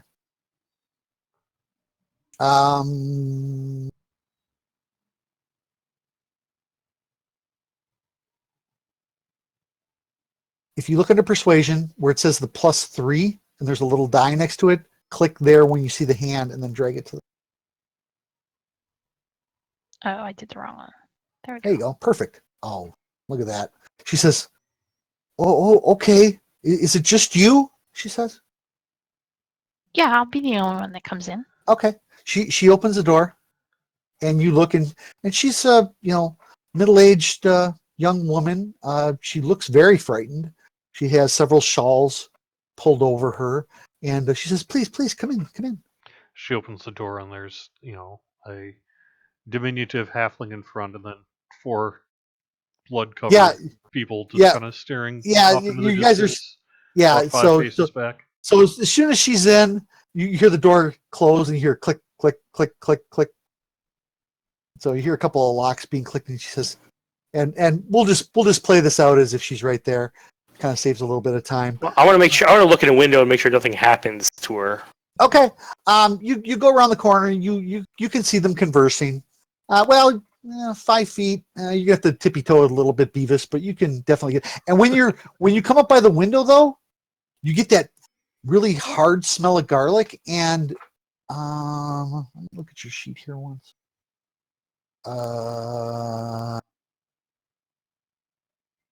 Yeah, so you get that hard smell of garlic. It looks like she's got the whole window just rimmed with garlic. And she says, "What can I do for you, young lady? My daughter's been dead for several weeks now. It was horrible." Can you tell me how she died? I came home from the general store, and she was just here. She was dead, right in front of this window. And she points to the window that Beavis was trying to peek in, and she says that is her favorite window. She had her flower box and all of her flowers, and I came home and she was dead and her flowers were dead. It was horrible, and I immediately took her to the church, and the next day I asked that she be burned because I'm very poor. I don't have a mausoleum, and my husband died many years ago. And she says, as we were going to lay her to rest, and we couldn't get the fire started. It was so damp that day, and it started to drizzle, and then all of a sudden she came to life and nearly killed Shaman Brooken before they restrained her and put her in a coffin. And the shaman said he'd allocate her to an unused mausoleum until we can figure out why she rose as one of the undead, and she makes a little symbol in front of her face. It was horrible. It was awful, and I have barely left my cottage since, and I am very scared. She says. Is there a reason you have garlic in the window box? Oh, she's okay. So at this point, she says she gives you a rumor, and she says I have heard rumors from other villagers that there are flesh-eating ghouls that have been rummaging through the cemetery at night, and in this they say that the garlic and the wolf's bane keeps them away. And you go, yeah, that's what else is in the flower bed. Wolfsbane. There's some wolfsbane out. I took what little money I had, and I bought these from the general store, and I put them in the window here, and I bought a couple of locks, and I'm just making my dresses for the young ladies of the village. That's all I do. But she says, I am not the only one. There's many of us here who are very scared. Well, try not to be afraid. We'll see what we can do about this. Oh, thank you, young lady. Thank you. She says, may the gods of good protect you, little one. Little one. Yeah. They don't get a lot of halfling. So. How tall are these people? Over 5 feet.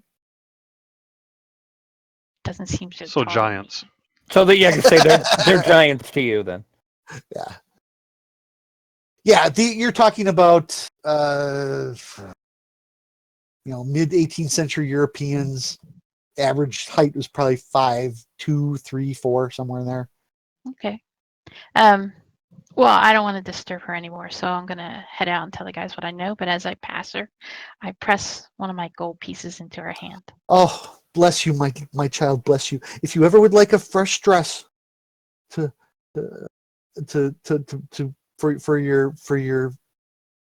your collection or whatever she says, please come back. I will make you one. Thank you. Okay. Obviously, you guys heard all that. So that tea a little small. All right.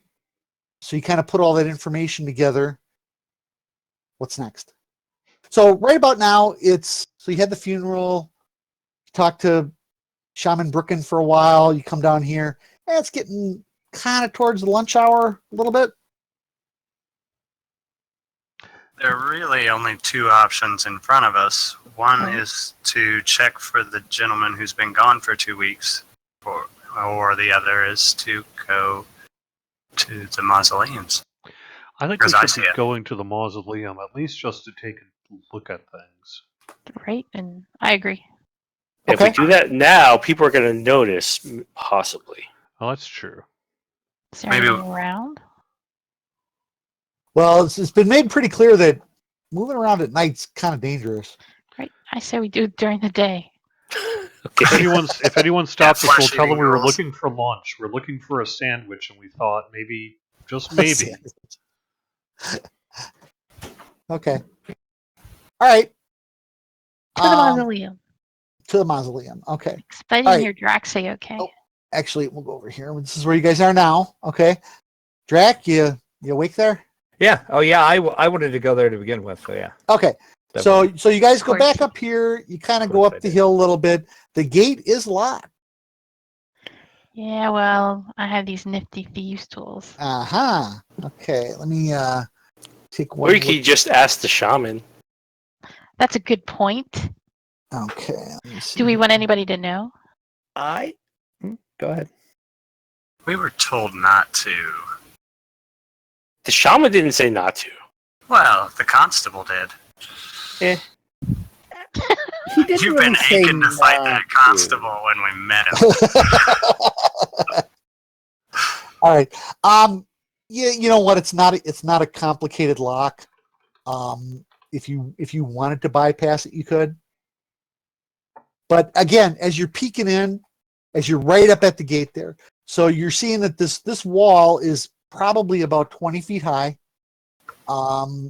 Again, you get you have the old style mausoleums. I mean, that view that I just sent you is almost exact. You can actually see lightning in the distance, and you can see the pass go up there, and the place is just lined with mausoleums. And then obviously you can't see past a certain area. Well, the Terescon or whatever, their mausoleum, them being the leaders of the town, is probably the biggest. It should be fairly easy to see. Right? Yeah, not from where you guys are at the Once we go in, though, we'll be able to. potentially, sure. And Is that it's what you're only gonna been do? 3. Yeah, and it's only been 3 weeks since the end dead thing started happening. It should only be a couple people, so most of these are going to be nice and quiet. Okay. I That's hope. a good. Very Okay. true. All right. So Sahba, give me a thieves tool roll in the tower. Would ya? Okay.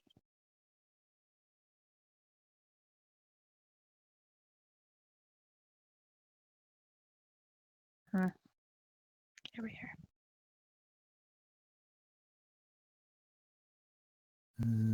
Got nothing. Nothing. All right. I'm in the inventory for the thieves tools, Nope. right? Nope. Skills Skill. Oh, okay. at the very bottom. Yeah. All right. Okay. Actually, you kind of look at it strange, clock your head, tap it twice, click it open. Okay. You rolled a 18. So it clicked right open, and you can pull the chains apart. And while it is an older gate, it does seem to be in pretty functional use. It doesn't squeak. A little rusty, but opens right up. This gate has too much use. So basically, you guys come in, and I'm gonna open up the party sheet again. Why don't you guys give me a marching order, and we'll say that marching information. We'll say right now, Fenicus is at the front. So if you open up your party sheet again, give me a marching order just as you're moving through them. Well, Sahba was kind of in front, right? Or Yeah, cut- and I'm just following. I'm pretty So that's the uncomfortable in gate. town. Yeah, I'll go up front. Well, hang on. Where's the So- front? Yeah, I was Where's going the to say. gate? So well, I know actually at the point I'm not. All I want is the marching order. So we'll say Oh. if Beavis. So we'll say top of the party sheet is forward. So Okay. there you go. Well, I let them through, so I'm going to go back. Okay, Drac, where do you want to? Okay, so kind of like we'll just say it kind of like this. How do I move the yellow arrow there? Spin your mouse. Oh, awesome. So You can also right click on it. I didn't realize the spinning mouse thing would work. yeah. So okay. So Beavis, you're kind of moving through the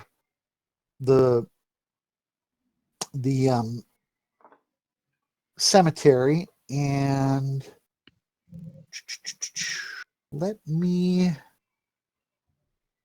there is different map. Oh, I know where it is.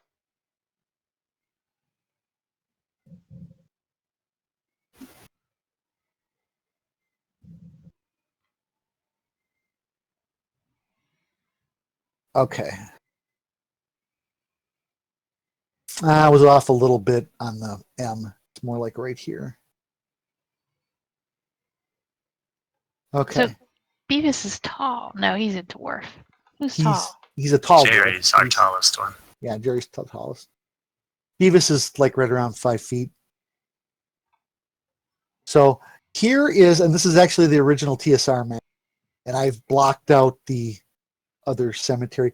This is not to scale, and it's not exact, but it kind of gives you an idea of what you see. So you have rows and rows of mausoleums, okay, and then the old cemetery has this huge 30-foot wall around it with brambles, with giant thorns, and it covers the whole top. Getting over that wall would be a challenge, and the front gate is so badly rusted it hasn't moved in centuries. So the pyramid is the Tarskin or Targarskin mausoleum. Family mausoleum. Family mausoleum. Yep. Okay. And Cautiously. yep, you guys move through. You don't see Pierre anywhere, so he must have did what he needed to do and left. But you go up to the family mausoleum there, and it's sealed super shut. Now there is a little bit of wear on the ground out front, so like somebody did open up the mausoleum, because it probably, I mean, the time it was open before that was probably when their father died, which could have been how many years ago. So, but there hasn't been a heavy rain to wash away any traces in the last 3 weeks. And I don't really have any tracking skill, but I don't see I any like can obvious track. boot prints like leaving it or anything like that. Well, you turn to our resident ranger, and Fen, if you want to make me a wisdom perception check in the tower. 1 second. And this is all stone, right? And there's a stone door in the front. Yeah, for the crypt. Yep. Yeah. Okay. You got it there, Fen? 1 second. I'm sorry. Okay.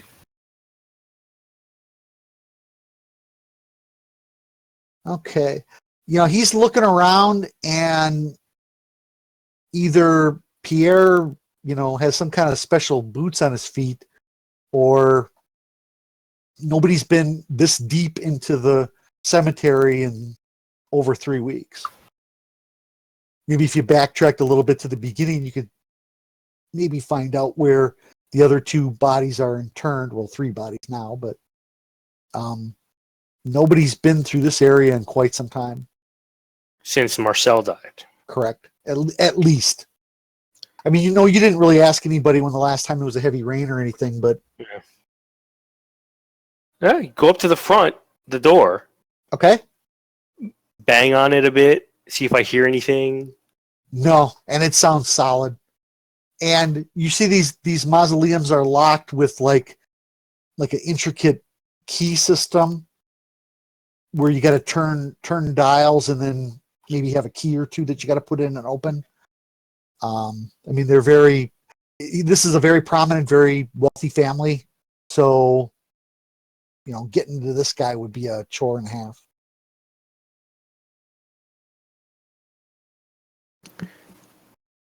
Okay, well, it doesn't look like he's coming out of the mausoleum at night No. doing No. anything evil. Well, it doesn't So, look like anybody's been over here for a while.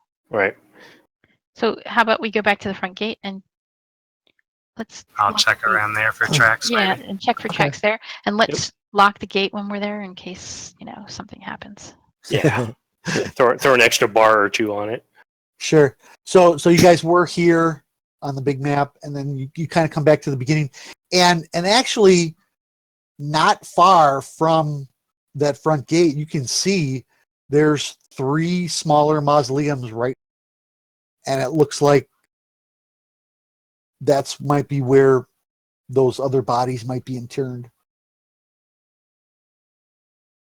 Because there's boot tracks out front. In fact, the bloody remains of Jeremiah were just dragged back here probably a couple of hours ago. You can definitely almost figure out which one that is. Well, I know our lawful good types probably want to lay those souls to rest, yeah? Yep. I'm not opposed to that, although I don't.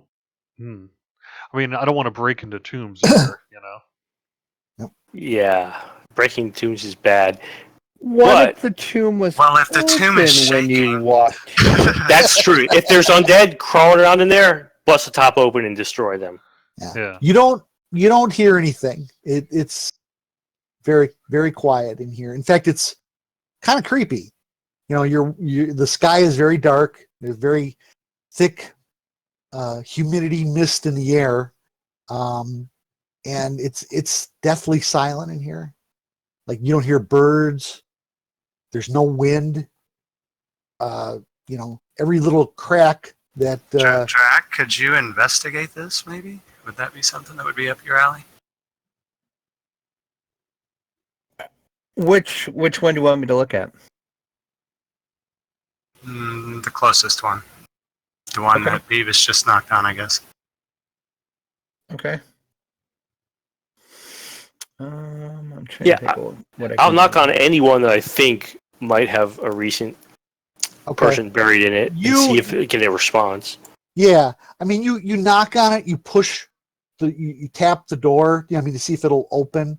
The locking system isn't as complicated, but it looks like it hasn't been opened. The one with Jeremiah was probably just sealed by Yeah. Pierre, but the other two look like they've been sealed shut. One was a week ago, one was 2 weeks ago. So maybe the constable was right, and they're safe in there ish. Yeah, you're guessing if they're in there, they're not coming. Yeah, so he might be an okay guy. I might not have to fight him. It's early. It's early. Okay. All right. Fen, do you see any other tracks? Do I see any other track? Go ahead and throw me another one in the tower. Nah, it's pretty clean.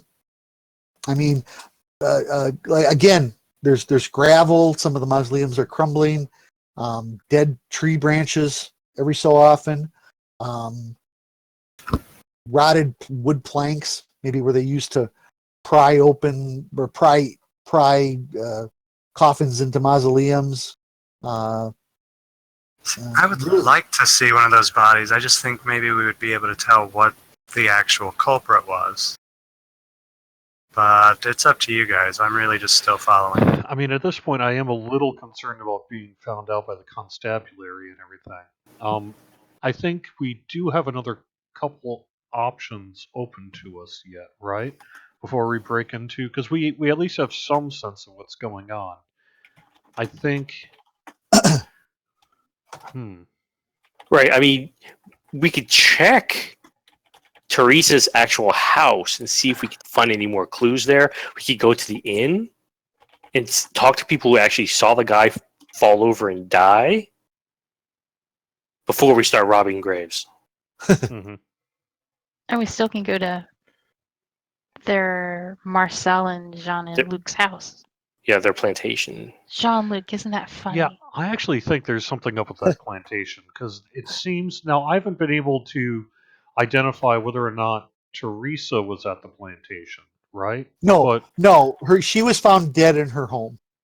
But we don't know whether she was at the plant. It seems to me like maybe, but because the other two at least spent some time at that plantation. What bothers me about Teresa's death is it wasn't just that Teresa died, the flowers that she died tended too, to. So it's almost like some wilting spell or something along those lines. Is there any sort of undead creature that you know of that does stuff like that? I know a little bit about undead, having it as an ancient enemy of mine. What would I throw there, Kevin? At this point, you're not sure. I mean, undead as a rule almost have a very bad odor to them. I mean, because they are rotting. In the case of a zombie, you have rotting flesh and a creature that eats rotting. Well, a lich would have that sort of effect, wouldn't it?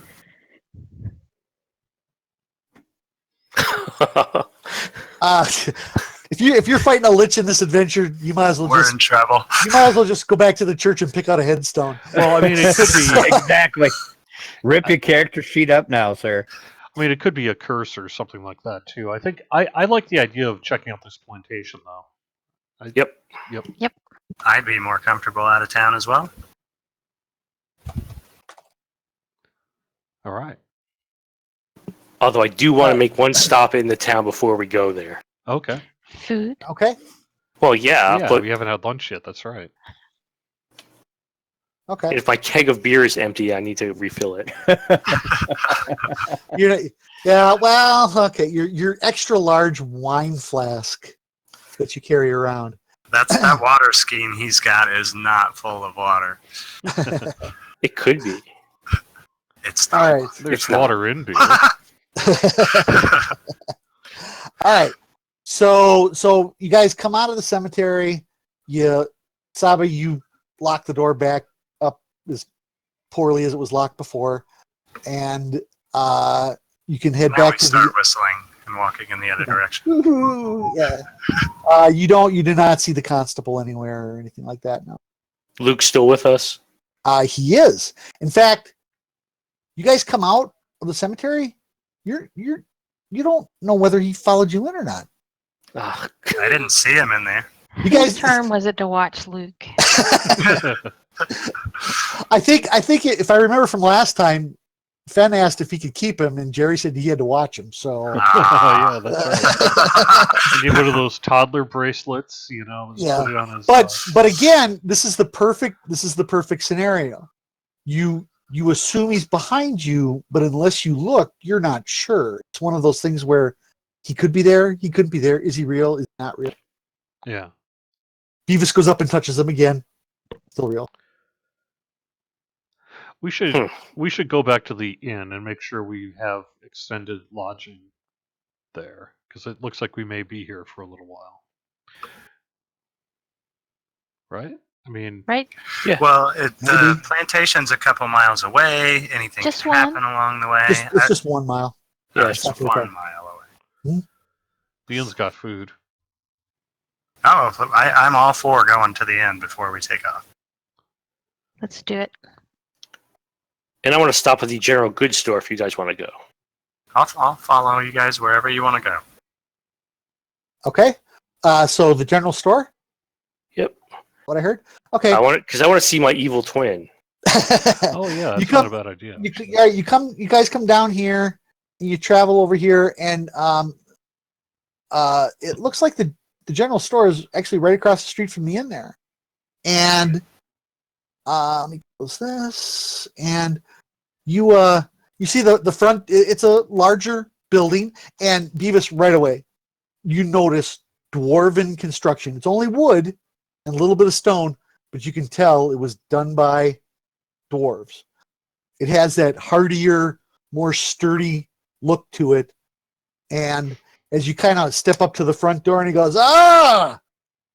You hear from inside, "I haven't seen another dwarf in 50 years." And he comes out and he goes, "My boy, Durin, how are you doing?" He stands out his hand to you. First thing I do is I want to know what he looks like. Does he really look like me? Maybe this is the picture I grabbed off the internet. I just thought it looked kind of cool. Nice. Looks a little bit like you. No feather in your cap. Yep. Yeah. Okay, so people just don't know dwarves, and they think they all look the same. Well, no, that's exactly, and that is exactly, here you are in a land where the only dwarf they know is this guy. Well, this guy just called Doran. He called Doran, not Beavis. Yeah. So he goes, "Laddie, are you from the realms?" He says. Yes, we are. Me and my friend. He says, "I have been away for almost 50 years." He said, "You can see a little bit of gray in his beard." He says, I got pulled into the mists in a swamp south of Waterdeep, and I ended up here. And I was never able to go home. So I started up a general store and made a good living. These are good, clean folk here. And it's been many years, but you are the first dwarf I've seen in 50 years, my boy. That's good. That's good to see you. I'm glad to meet you. We need to go hit the tavern sometime later. That sounds like a good idea. He says, what are you doing in town here, laddie? We got trapped here just like you. And now there's some sort of undead. Yes. He says, plaguing the town. Yeah, he says, and I never was good at that whole cleric thing. I see you got a big human over there for that. Yes, How my do name you- is Jerry the Cleric. Are you saying that traveling back out into the swamp would not find our way back? He says, it did not for me. He says, over the years, others have come here through the mists of the swamp, and some have tried to go home. I don't know whether they ever got there, but they never came back. I would move out into the swamp. I get turned around, and I just end up right back here. So I stayed. That's not good. He says it. Yeah, I don't know why. Maybe Moradin has his own reason for me to stay here. Maybe he does. He goes, now I know. He says, now I know. Come on in here, guys. He goes, come on into the store. Okay. So he says, a couple of years back, some men came through the mists with some companions, and some of them were dead, and they needed food and water, and they traded me their companion's stuff. He says, if it'll help you get home, I'll give it to you. Nobody else here has use for any of this stuff.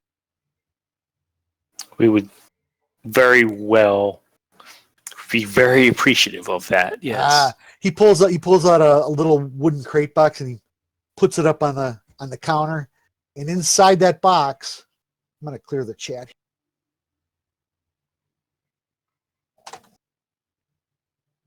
There we go.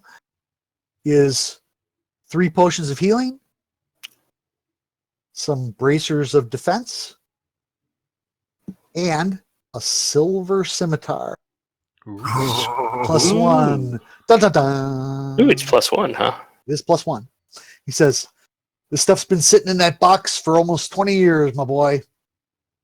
If it can help you get home, it's all yours. It will I'd love- definitely help us, and it'll help us figure out this undead problem that the town is having. In Yes. case we can't leave. The halfling. Hello there, young lady. I've heard about you. You're here looking for that little girl. I'm the one who saw her. The goblin. I saw a goblin carrying her south and east of town, and I reported it to the constable, and he went looking for you, young lady, and he couldn't find you, and he told the Gerald at the inn. He was actually carrying her. He was carrying her, yes, south and east of town. Okay. That's been the report pretty consistent. towards the plantation. Hmm. So all right. So for now, guys, decide who gets those items, and then you should be able to drag them from the chat to your inventory. I don't need any of them. A non-armor wearer should take the bracers of defense. That would probably be Drac. He's the only one. Yeah. Yeah, that's what I was about to say. If nobody And who wants do we those, have I that would could use a definitely take those. scimitar? So Well, it's a light weapon. and Light it works with finessable finesse. weapon. Yeah, it's Yeah. finessable. So Give it to Fenicus, definitely. thank you. okay, and then there are 3 potions of healing if you want to divide those. Now, if you want to divide those up into, I would say the I'll, 3 who didn't get the other stuff should get this. yeah, Well, hang on. anyone who can't heal probably should grab one. No, And I if I can heal, so I don't need one. So we should just give it to like the people who might be doing melee combat. Sahba, well, I Yeah. can heal as well. Sahba. And All right. Yeah, let me put an individual potion. So if you want to split them up, just grab the one So let's potion. just of healing. say Sahba, Drac, and Spookykid each take one.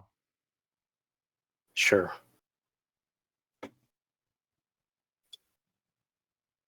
Okay. And then, Laddie, after sundown, I'll meet you back at the inn for a drink. It's on me. Excellent. Thank you. What? I'm trying to think the name. Is it Marcel? Marceau? Marcel? Yeah, Marcel. Yep. What do you know of He's- Marcel? Marcel, I understand he passed away recently. He His death was, may have started this most recent issue with Undead. well, I don't know anything about that, my boy. But Marcel was a good boy. He was a little. He wanted to do more for the town. Okay. So we sit in this strange land, and there's a port to the north of us, and that port controls most of this whole land. And Marcel didn't like that. He wanted to break away on his own. So he would often look for shortcuts, hidden treasures, anything that would maybe make him rich or more powerful. But he was a good lad. He treated the people nicely, fairly, and his brother John. I could take or leave him. You'd never guess that they were. He says, but he seemed like he mostly handled the people who worked in the fields. He wasn't very popular with the ladies, but other than that, he seemed like an okay fellow. And how about our quiet one back here? You look, you don't see Luke in the store. Hmm. You kind of glance outside. He's kind of outside and around the corner. He says, "Is that Luke? Oh, we haven't seen him since before Marcel died. I have no idea where he's been. He's just following you around?" Apparently. Ah. Yeah, we found him, stashed away for his safekeeping, and now he's following us, though. Ah, Shaman Bricken. Yes, that sounds like something he would have done. Yep. So if you were to guess, what do you think is going on with the undead? Oh, laddie, I have no idea. This is a strange land. Right before I showed up here, there was a vampire in town. A vampire? Oh yeah. Is he still around or is he dead? Oh no. Shaman Bricken's mentor killed him years ago. Excellent. But there's definitely strange things. See that storm that's been sitting out there that looks like it's coming this way and hasn't for days? It says that happens all the time. But when it comes, it will rain hard for days.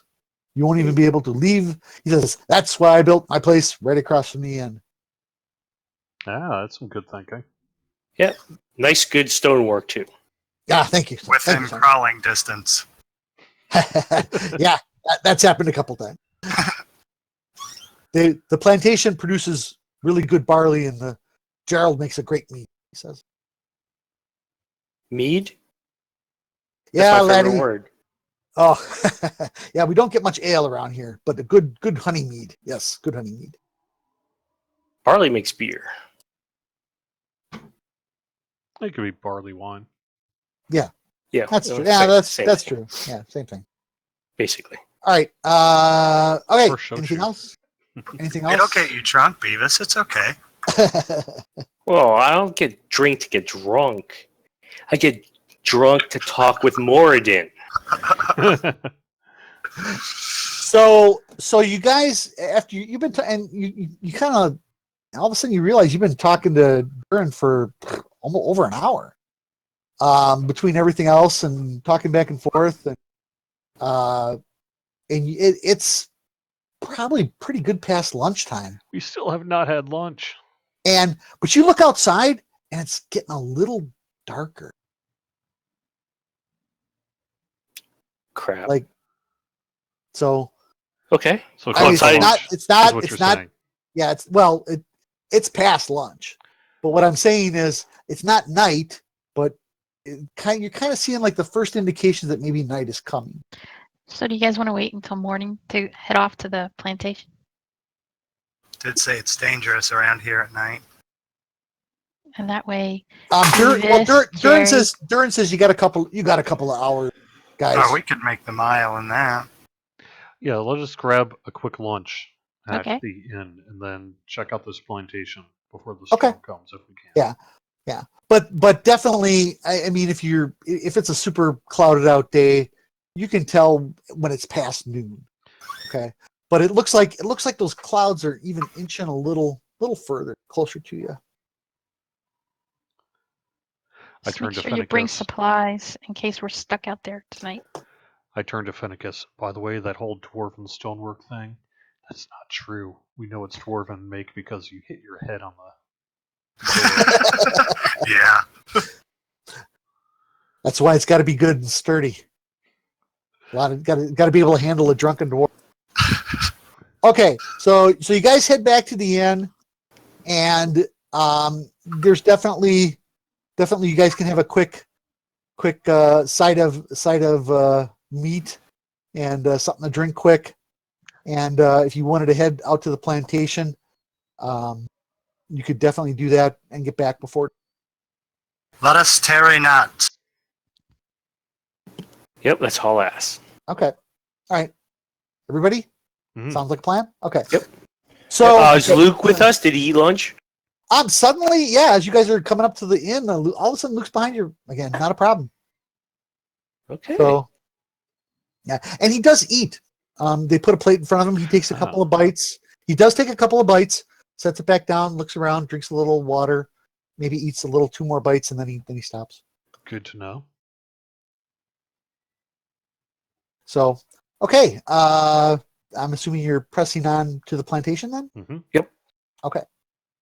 So you head outside of town, and I don't have a map for that, sorry. But it is, from what you can gather, it's a mile. And that mile consists of many, many fields of different types of, you see a field of corn, you see a field of hay, you see a field of barley. As we're walking, can I go ahead and forage a meal for us in case we get trapped out there by the storm or anything? Yeah, I think We've got rations too. you got a little bit of rations. You can definitely, if you wanted to pick some corn, and it's not quite ripe yet, but I mean, you're only a mile from town. I would. Yeah, at this point, I wouldn't worry about it too much. Okay. As you crest a small hill, and even this far away, a mile away from, you still can tell that the ground is still a little soggy, but it's getting a little better. More, your footing's more firm. The dirt has a more robust look to it, rather than being kind of squishy and wet all the time. Have a wet glaze to it. Something that the crops would really grow in this far away from this. But you come up over a crest of a hill, and you look, and either you misjudged the time, or you're not quite sure, but it's definitely getting dark. Oh no. We're And going to a place with beds, I'm sure. As long as it's not filled with undead. potentially, and as you get a little closer, and there is no moon, but I thought this was the coolest manor house I could find picture on the internet. This is kind of what you see as you're approaching this house. Now, there's 2 differences. There's no moon, and there's no lights in any of the windows, except as you're coming up. It seems like as you come closer to the manor house, it gets darker, and a little more darker, and a little more darker, the closer you get to the manor house. Anybody ever play Maniac Mansion? Yeah, I know. I think this is where that Mansions picture of Madness. What about detect magic? Is this a magical darkness? I don't have detect magic. memorized. No, magical darkness you wouldn't be able to see through it all. But it's like you almost like you misjudge time, or someone's speeding up time to make it dark. I mean, I could tell if this is unholy ground. You're getting a. I mean, unless you use your. Yeah, I used divine sense. Okay, and yeah, you're definitely getting a feeling of presence of evil here somewhere. Remember I told you before when you used it, you kind of got a second, and everything around you. Yep.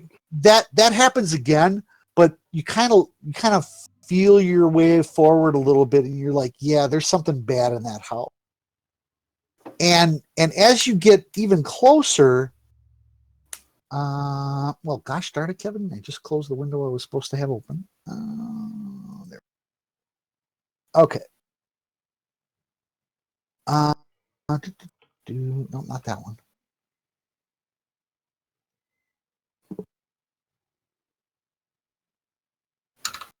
Perfect.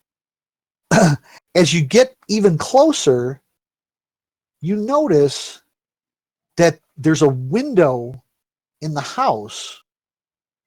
All the other lights are off in the house, except for one window. And it's kind of off around to the side. So I'm going to share out a map to you guys, and then I'm going to put your tokens on it. Unfortunately, I don't have a lot of ground around the map, So what I'm what I'm going to do is I'm going to you can close the party sheet if you want, and then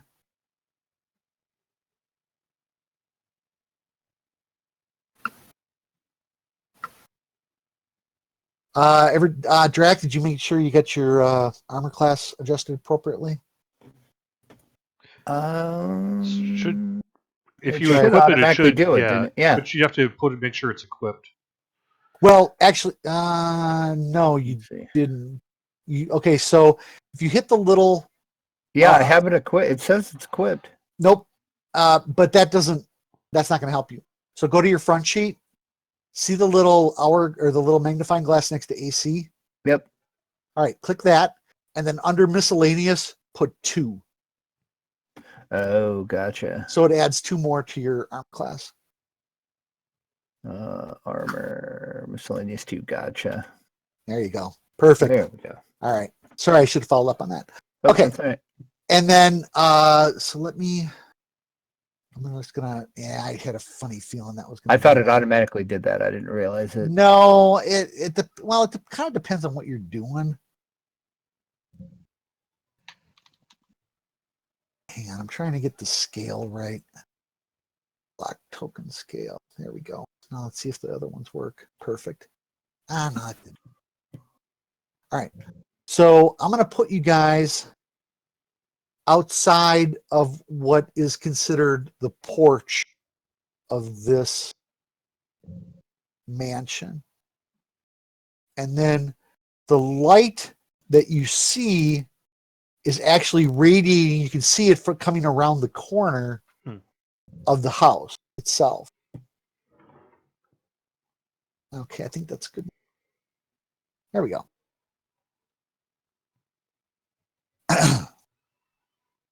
So I want to put Drac in front of the front door, which is right there.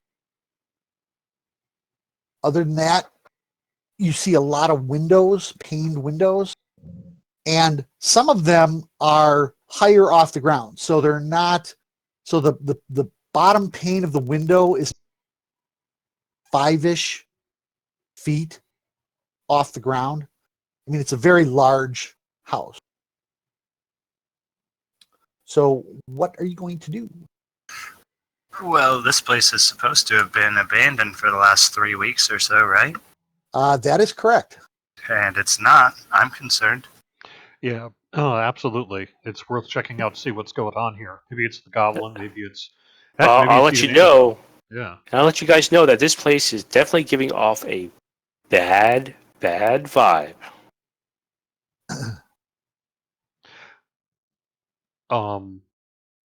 Let's check out the source of the light to start off with, right? Okay. So Sahba, if you want to move yourself clockwise around the side of the building, and I will tell you when to stop.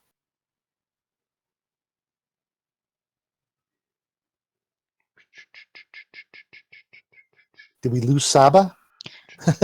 Nope. No, I'm Clock- moving. Oh, I'm sorry. Clockwise. Nope. This is clockwise. No, I was going to I say. think it maybe like just this. took her to Like her around ultimate this way. destination. Yeah. Yeah, kind of like this way. So you're seeing the light kind of streaming out. I'm just going to move yourself like this around this corner here. So you want to move up this way towards the light. So these windows here you see are about 5-ish feet off the ground. And if everybody wants to follow her to that corner, So I can you look see- through the windows.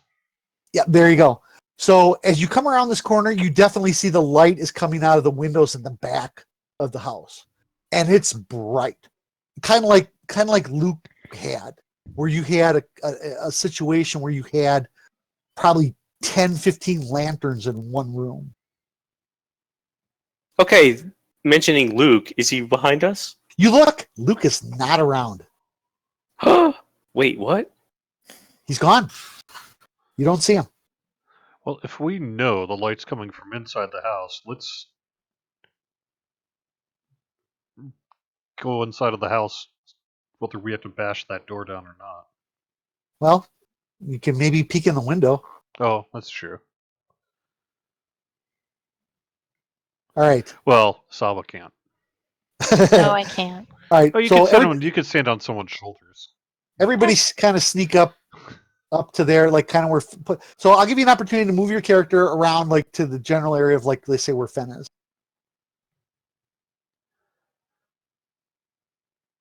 All right. Okay. Now let me. I don't need If you him. hop up and down really tall, you might be able to see the edge. All right. So, all right. So I'm going to read a little bit of text here, and then give me 1 second to get a couple of things here. All right. Perfect. All right. Yeah. Okay. So you come around and you get the thing there. Fen, you put your knee down. You kind of bend your leg a little. Put your knee down. Sahba, if you wanted, you could 1 foot on there and boost yourself up so you can peer in the window.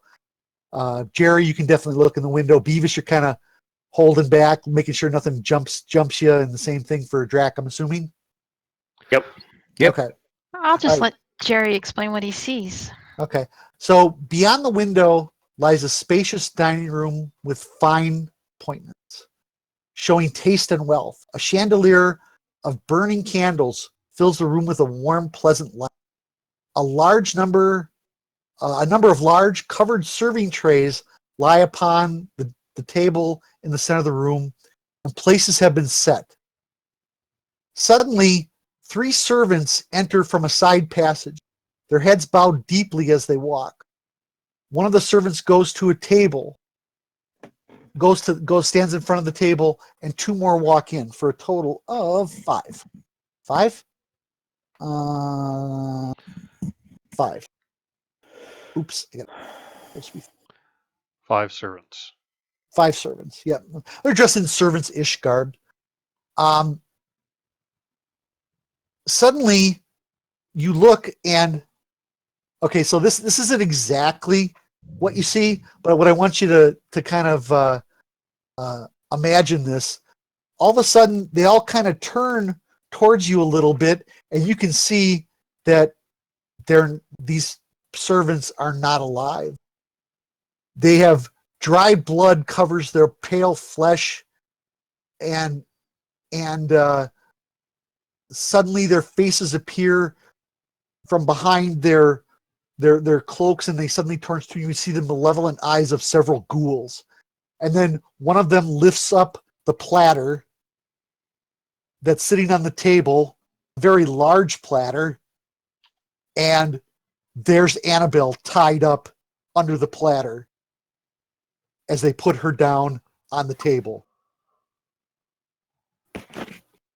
Wow. Well, there's not a whole lot to wait. And you look, there's Fenicus and there's Sahba looking in the window. Ah! Nice. Annabelle's moving a little bit, maybe. She doesn't appear to be moving. No. Okay. She's Is she like on the bound? platter. She's like Yes. literally the Yeah. whole. She's Yeah. the food. Imagine she's on a platter. Well, Like we've I got to said, assume that she's alive. They only eat living flesh, correct? no, they flesh too. But in this case, living's better. All right. So upon seeing this, Jerry, Sahba, and Fenicus, please make a fear check. So this is going to be, what do we got here? So 2 minus 6. So you're going to have to roll a DC 8 or better on a wisdom check. You want that in the tower, or No, you can roll it out for everybody. It doesn't matter to me. Okay, and look at that. Not scared at all.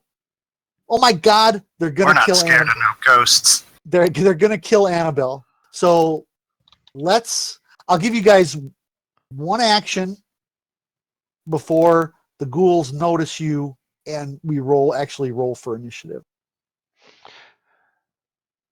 This is a very tricky question. So one of the things I have is guiding bolt.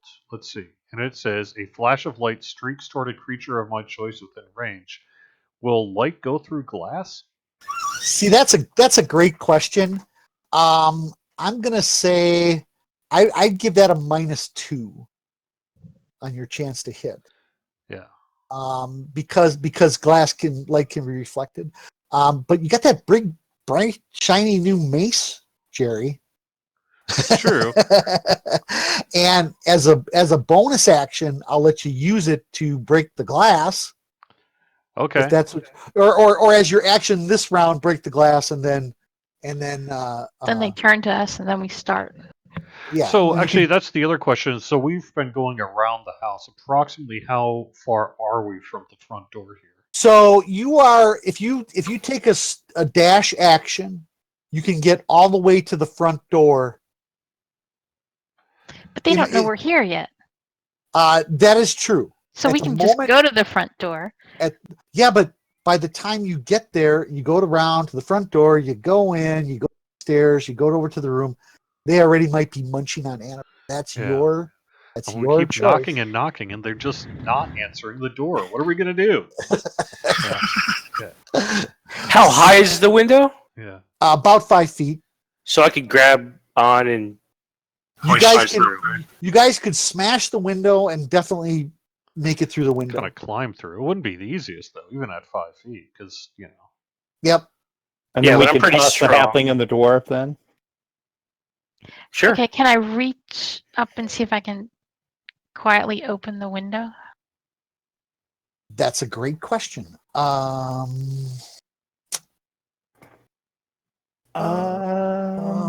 Let's see here. If you can't reach it, I have an idea. I'm gonna only because I don't have anything that says yay or nay. I'm for another reason that I'll.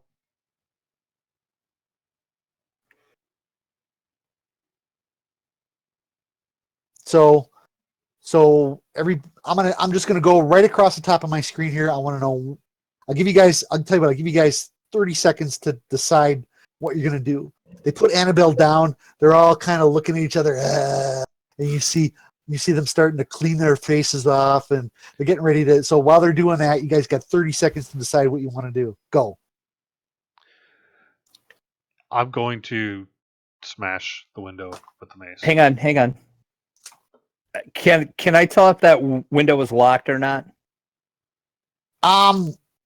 It's hard to say. It might be. It doesn't. If it is, it's locked from the inside. Can I try something and see if it opens? I think I know what you're gonna try. As long as it's unlocked, I can open it. Okay. Sure. I would like to apply Hunter's Mark to the Okay. closest ghoul to her, regardless of what everybody You actually have to wait till actual combat for that. Okay. But yeah. So Rex says I might have a way to open the window. So he kind of says that out loud, Jerry. All right, then I will not smash unless Okay. it becomes necessary. Okay, Drac, you want to give it a try? Yep. You got to be right up there. What I could do is I could stand here and help, like, lift people up through the window if you Okay. that's what you want. Okay, Drac, One of you're you is going to have to move though, because I got to get in front of that window. Yeah, I could. Do I need to hold you up or? No. No. Okay. Okay. So You're gonna chuck the halfling through the window, aren't you? Yep. Heck yeah. So what you see Drac do is he kind of puts his hand up, and then all of a sudden a ghost hand appears next to him, and the ghost hand moves through the window, up, click, opens the window, You're welcome. and where are? Oh, here it is. And let me see if they notice that.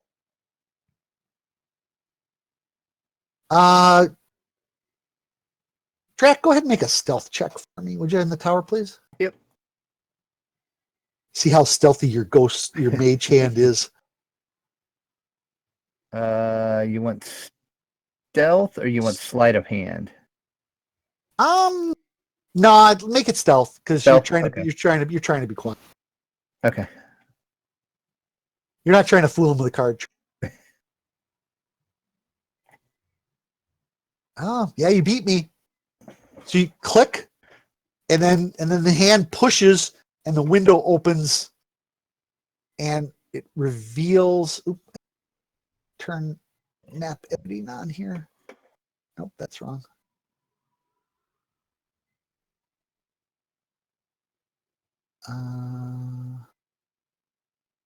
There.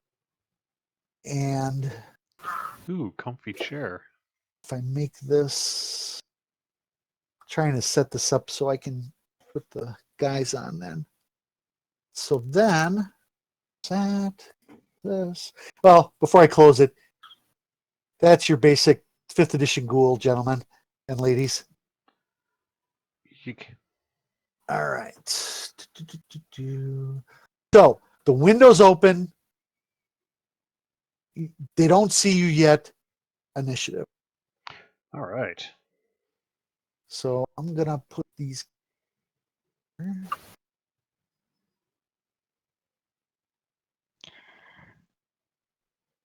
And you'll notice our wonderful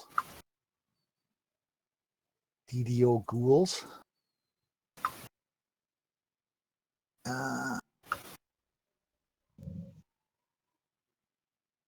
Wow, we all rolled really bad. Well, we are on the other Holy side of the cow. window, so. Well, I guess that's true. Good Lord, I got a 6. And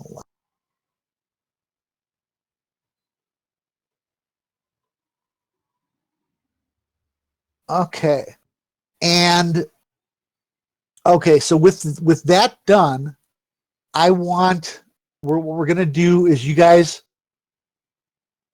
let's see. Who's first? Okay. All right.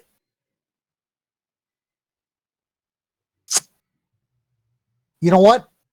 Drac made his stealth roll. The window's open. So Fen and Beavis will go before them. And then, well, I'll tell you what. For the first round, you guys have the jump on them. After Drax stealthily opening the window, and you guys can get the first 6-second jump on him before we get to round 2. So, top of the order, Fenicus. So I need to go through the window. Yep. So if you go, you can move through a friendly square. So 1, 2, 3. That's 4. You can definitely you kind of remember I said you couldn't do a Legolas before. Well, you can kind of do it this time. So you jump on the dwarf. You flip through the window, and then boom, you're right there in front of that ghoul. Yeah, and I'm ready to help people through the window. Yep. I'm going to continue to give other people room to get into the room. Okay. Actually, move down just a little. Well, actually, that's there. Okay. And then So what are you gonna do?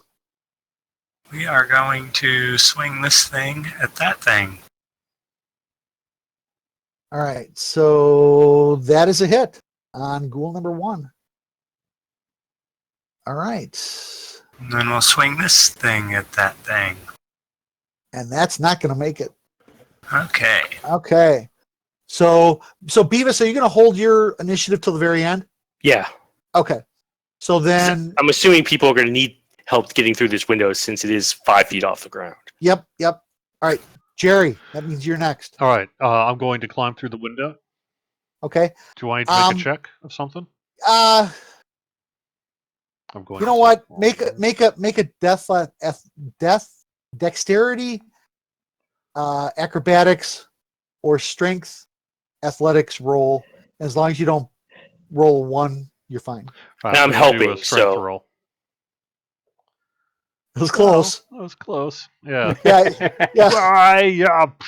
And I kind of stumbled through. Yeah. Okay. So that would be 1, 2. So you have 2 movement to get to right here. I'm a little small. So you still have 4 movement left if you want to move. Yeah, I'm gonna go. Can I basically go across down here? Yes, you can. Perfect. All right, and I'm going to cast that bolt, that of which I wanted to cast last time, which would Okay. be guiding bolt. Now I see two things. I see one for cast and one for attack. I want to drag the attack to the thing, right? I believe you can. Well, you cast just to tell me you're casting. It's kind of the cast part does a couple of different. But it rolled, and you did hit the ghoul. Perfect.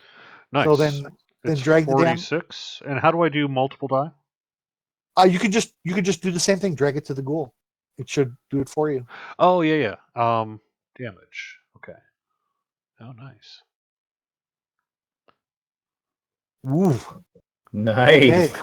Yeah, definitely did some damage there. There Okay. is also another thing with it. So on a hit, the next attack roll made against this target before the end of my next turn has advantage. Okay.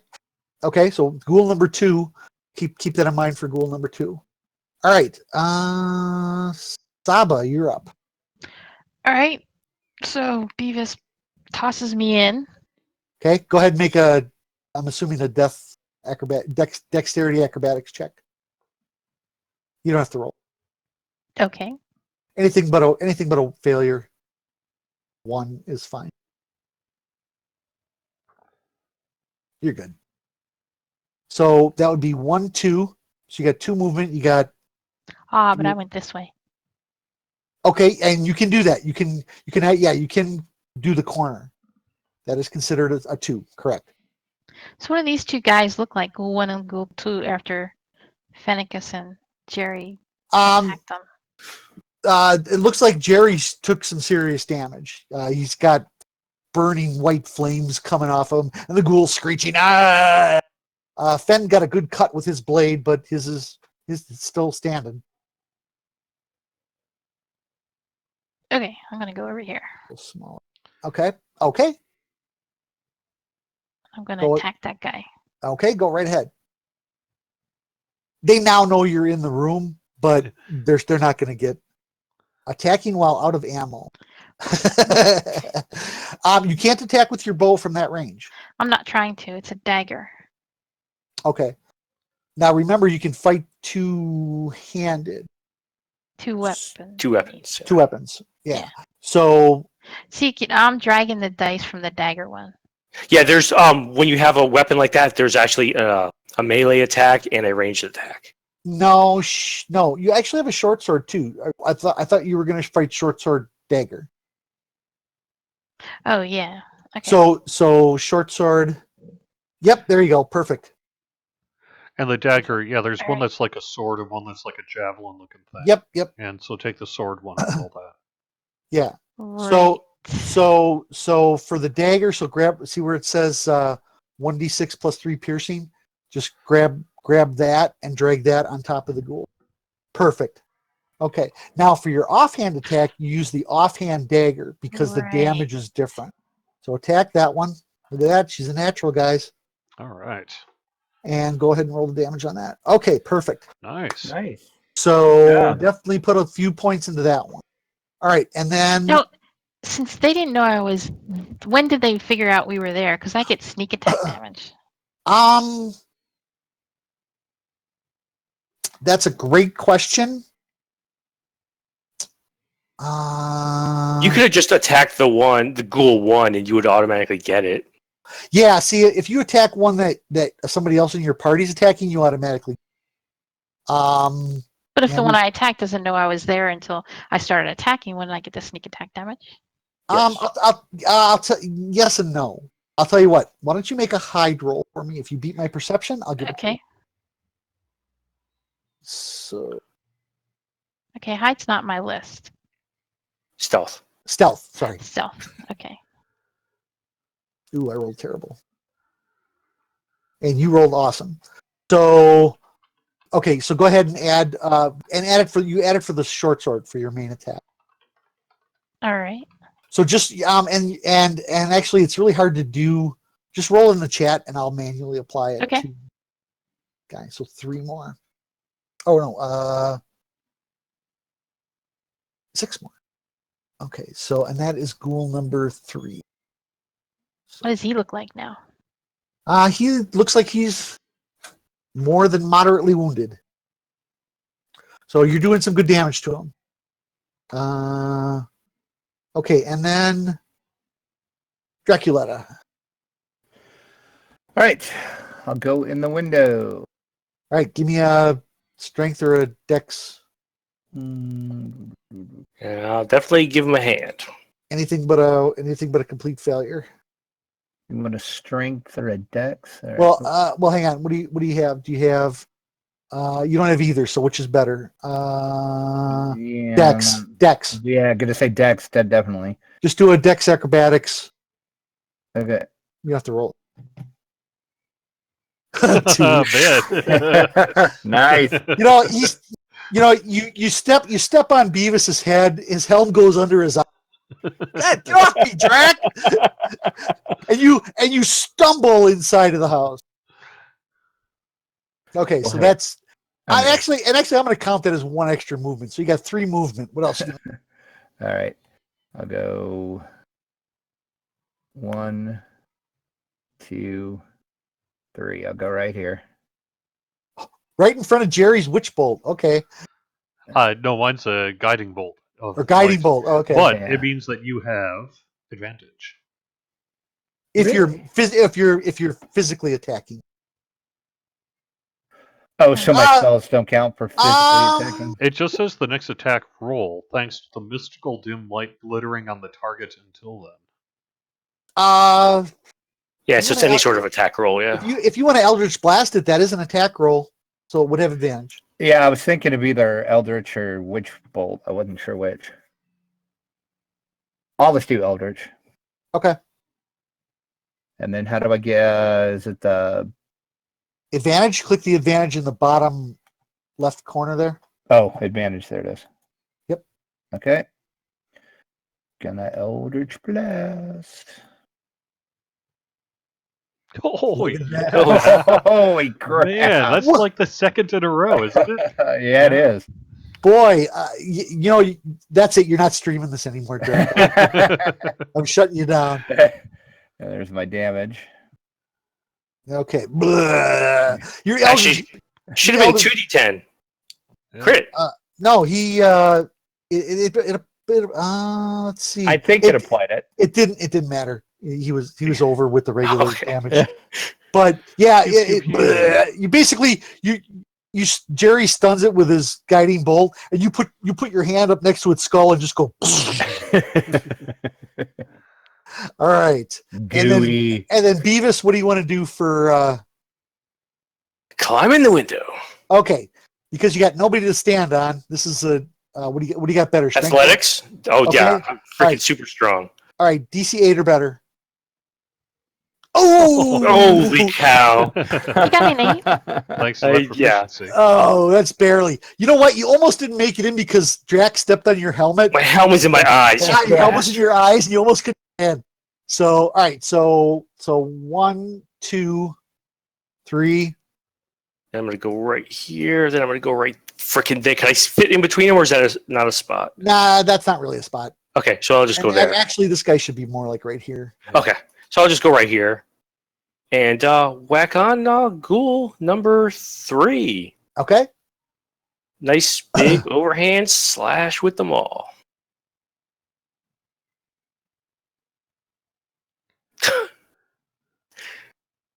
Okay, that's a hit. That's a hit? Is it? Hold on a second. I don't know.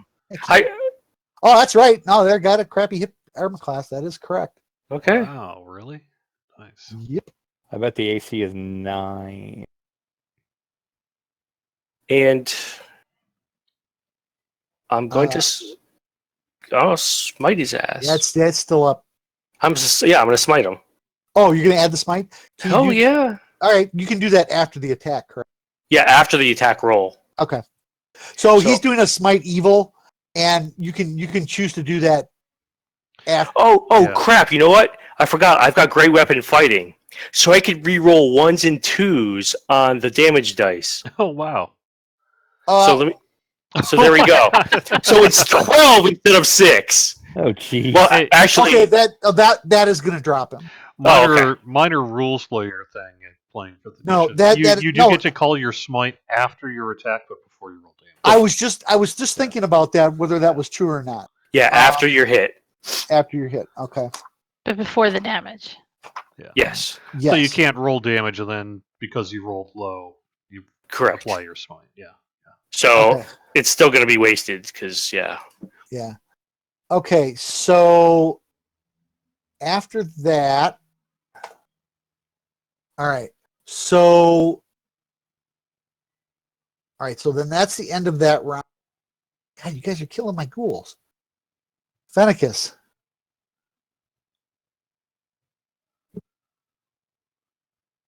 Keith? Hello? He's muted. Keith? he's Uh-oh. dead. Okay. Hold on. He's actually sending me a message here. I was just muted. No problem. I'm going to Okay. start swinging these swords here. Okay, on ghoul number 1. All right. Oh, that's a miss. Well, let's try with the other hand. That's a little better. I'm gonna.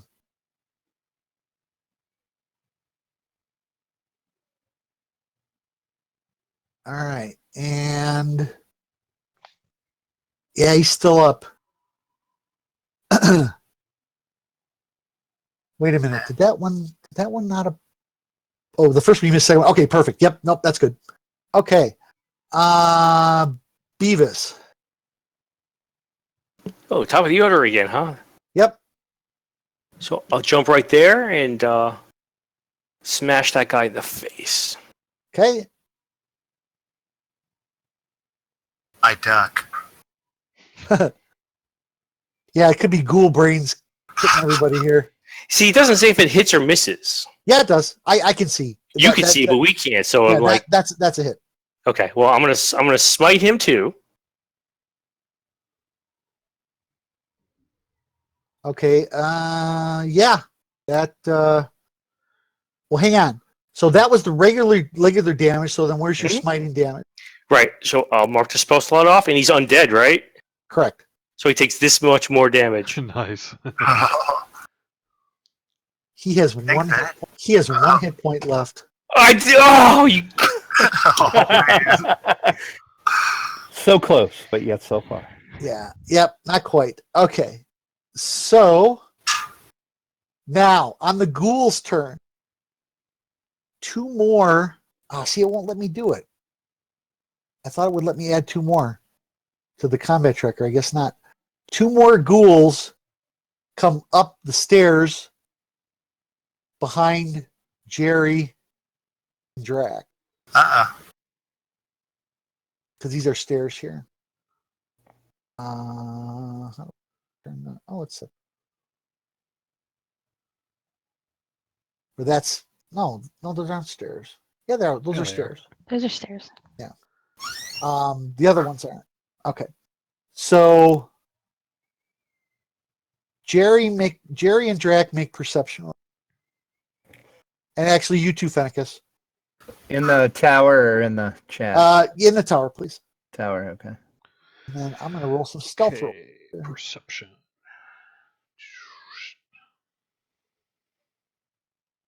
All right. Oh, second, I get to. Ooh. All right, so perception. I just drag the purse to the thing. Yep. Did that work? No. Did that work? No. I'm just pushing perception, right? And No, then- no. You have to go to the column where it says total, where it has the dice. So where it says +3. So if you see perception and then +3, then grab it right there where it I shows don't the see a hand. perception saying +3. If you go under the skills tab, Oh, that's why. Oh, okay. There we go. Oh, because that was my passive perception. I can't believe you all failed. Oh, The tides are turning, boys. Oh, we were so impressed by our pew-pewing. We were just like, yep. Meat is back on the menu, boys. All right. So it's not letting me. I thought I could just drag the separate ones over. I guess I can't. Okay. So we'll start with ghoul number 1, which is the one that's on Fenicus. And he is. Let me read the bite. And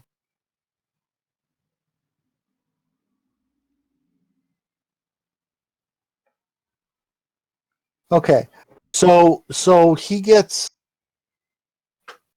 Now I forgot how to do this. So they have listed his actions, bite and claw, but it doesn't say he gets 2 actions, so he must only get 1 action. So Fen, he's gonna claw you. So claw attack on Fenicus. And that's gonna be a miss. He's gonna try. All right. So then Drac, same thing for you. Oh, that's a miss. Guys, this is depressing. Not for us. And Jerry, there we go. Oh no! Oh no, not the cleric. All right, Jerry gets clawed for a 22. 22 points of damage? No, 22 to hit. Oh, I was just like, holy moly. Ooh. No, Yeah. 9 points of damage, and I drag Wow. it over. Oof. And you need to make a Constitution save or be paralyzed. Wow. Oh, you made it. Okay. I am almost dead, though. All right. So, otherwise you're paralyzed for 1 minute. Okay. Who's next? Rule number 4. The one on Beavis or Sahba. He's going after you, Beavis. You've been clawing him. You've been beating the crap out of his buddies. Bring it. All right. Yes. Geez, a 7. Come on. All right. And then the last ghoul. What's he gonna? Cleric, evil cleric. Oh no. Oh, shit. Jerry's over there surrounded. Time to talk about tactics. Oh, and there's a hit. There's a hit. The cleric goes down. Yep, pretty All much. right. Oh, Yep. yeah. Jerry falls. Now, just for grins, Jerry, just make a con save, even though I know you're paralyzed, or I know you're fallen. Perfect. You don't have to make those in the tower. Does he rise as a reaper? No. That would be perfect. All right, so Jerry goes down. All right. All right, Jerry, I'm gonna click on you here, and it should. I'm not sure if I have it set to automatically roll death. No, it's showing you as unconscious. Go ahead and make your first death. Was it my turn? Yes, it is your turn. Okay. Woohoo! Yay! 1 down. I am seeing, everything goes dark. I hear the sound of an alligator, but then I also hear this undead thing. All right, Sahba, you are up. Okay, I'm gonna go after this guy so we can get him down. That is a hit. He Yeah, only sure. has 1 hit point left, so he's gotta die, right? He does very badly, but you got to go wait for the block. There you go. All right, that And you one. can do your next attack at the other guy. Yeah, I can, right? Yes, you can.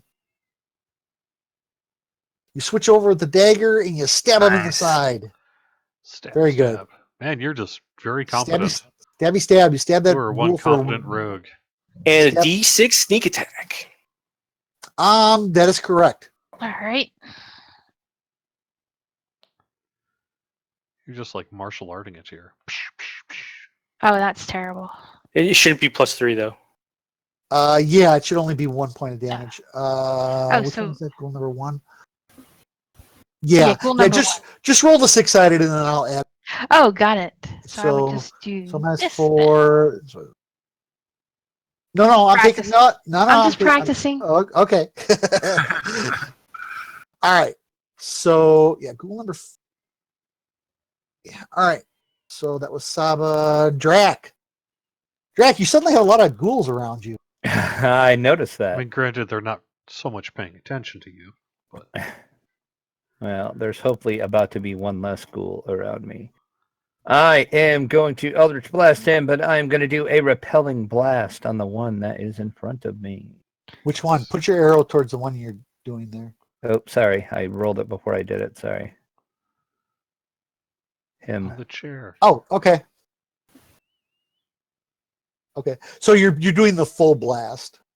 So you did hit. Okay. So we're going to damage him. Oh, it didn't drop on him. It dropped. No, just roll it in the chat. God, I don't have him linked. He's Oh, okay. I did it wrong. I was Gotcha. okay, hold 5, and you push him. He can only go back 5 feet. Right. So he So basically you see effective at the wall. you see his Eldritch Blast push the ghoul back against the wall, and he's like, ah. All right. That is the end of round 2. Top of the order, Fenicus. All right, this didn't work out so well for me last time, but again, can't leave Jerry over there. Well, you can't. Actually, you don't want to if do you- that. Can't you- disengage. Well, you can. He's going to get an attack of opportunity on you. If the disengage is an action, so you won't be able to attack. Yeah, you wouldn't be able to attack. Okay, so then there's really only this. One choice. Yep. Kill that ghoul. Oh, that's probably going to do it. We'll see. Yay! Yeah. Yep. Hey. Yep. And then I can use my first action, then move, then use my bonus action. Is that right? That is correct. Then you can move over to that ghoul against the wall, and you can stab him with your short sword. Short sword. I softened him up. Oh, he's not. And I rolled a 20, and he's not linked. Okay, let's try that again. That's still a hit. Okay, Yeah, they're pretty squishy. didn't do a whole lot. Okay. All right. Beavis. Now I do a battle cry and charge right into the middle of everyone. Nice. Ah! Jerry! Hopefully- His battle cry is Jerry, no! So yeah, I think I'm just gonna heal Jerry, the cleric. Oh, nice. Oh, okay. And that just okay. brings me up to 1 hit point, right? Or Well, 0? Actually, I'm just gonna do the whole full 10 hit points. Yeah, but I think if you're Yes. unconscious, you just go up to 1. You just go up to 1. Yeah. It takes you to 1. But at 1 you can do something. Yeah. Okay, well then I'll use 1 point of lay on hands ability to get you to 1. Okay. That works. Okay. Yep, that does. And unfortunately, that's my whole action. That is correct. So then Jerry, where's Jerry here? Hang on.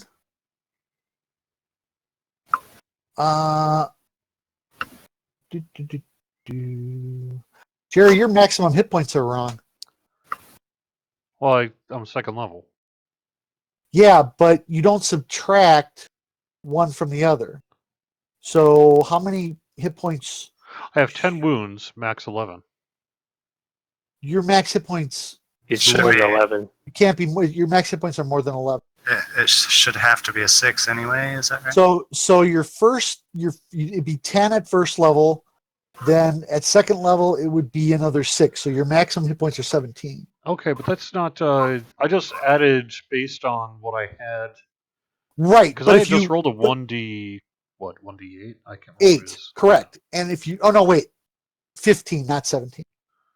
Because I only had 5 hit points, and then I took another average of 5. Correct. For Correct. level 2, so that But, put me at- but your max total was wrong.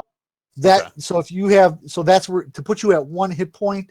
Yeah. That's where you should be right now. So your Okay. hit points, your total hit points are 15, Yeah. and your total damage is 14. Yeah. There we go. I don't know okay. how that happened. I just added it to what I imported in character Nope. sheet, but you're No, right. that's fine. And then Probably and what then, happened is I took damage to the max at some point instead of something writing like- that wound. Not a problem. I looked at the combat tracker and I'm like, that's right. Yeah. Okay. So, So is he going to be conscious now?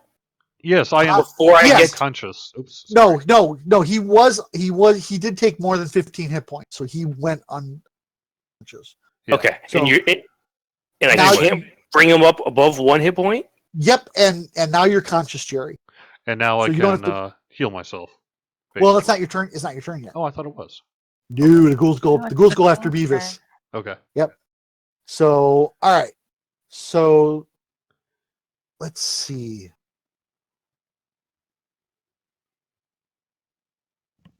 So let's. You know what? They're ignoring you, Drac. Jerry, ghoul number 5 is I going to know. claw you again. So All right. when That's what Beavis I does do. his battle cry, wouldn't they all go toward him? Well, one of them is going to go towards him. I can make an intimidation check.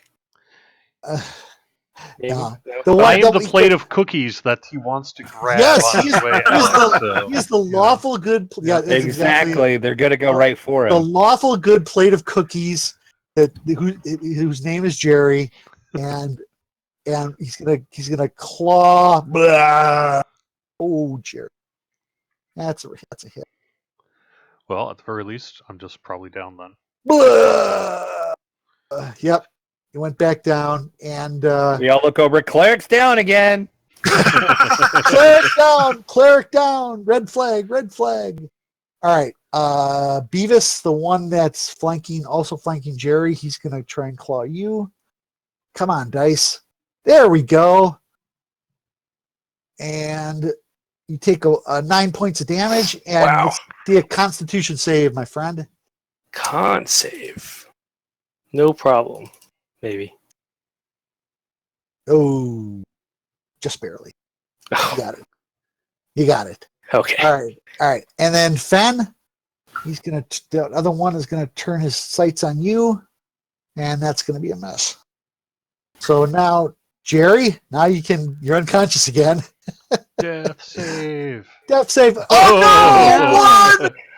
That's Oh, critical. That's a critical failure, and that checks you off 2 more. Yep. 1 more, and you're dead. Yes, this is true. Yep.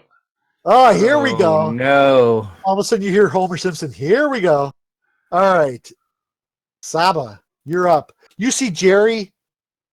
I mean, to be Beavis lays fair, I hands was on him, basically dying. I just Yeah. slightly went back, and they were like, "Nope." They And- just totally and- noped me, you know. and So, and he stuck those claws back into his chest and opened up that wound again. This time, he must have hit a pumper because Jerry went down hard, and there's blood spurting up, and Can't help you there, Jerry. it's just like Drac the last time. yes, He'll you be can. You fine. can help me by killing them. That's what You'll you be can. fine. He'll be fine. Go to this guy. You're super Okay. stabby. You should totally help. And that one is the one that seems to be feasting on Jerry's flesh. So All right. And Ooh. a 1. I'll save you, Jerry. Hmm. Actually, hold on a second, Sahba. Roll again because you should have had advantage on that attack. oh yeah. Oh wait, I hit- wait, hold on. No, no, not on the attack. Only if you would have hit, then you would have got sneak damage. Never mind. I'm Yeah. thinking of something else. So you do get your second attack though. That is a hit. So just roll the 6-sided. Apply it, man.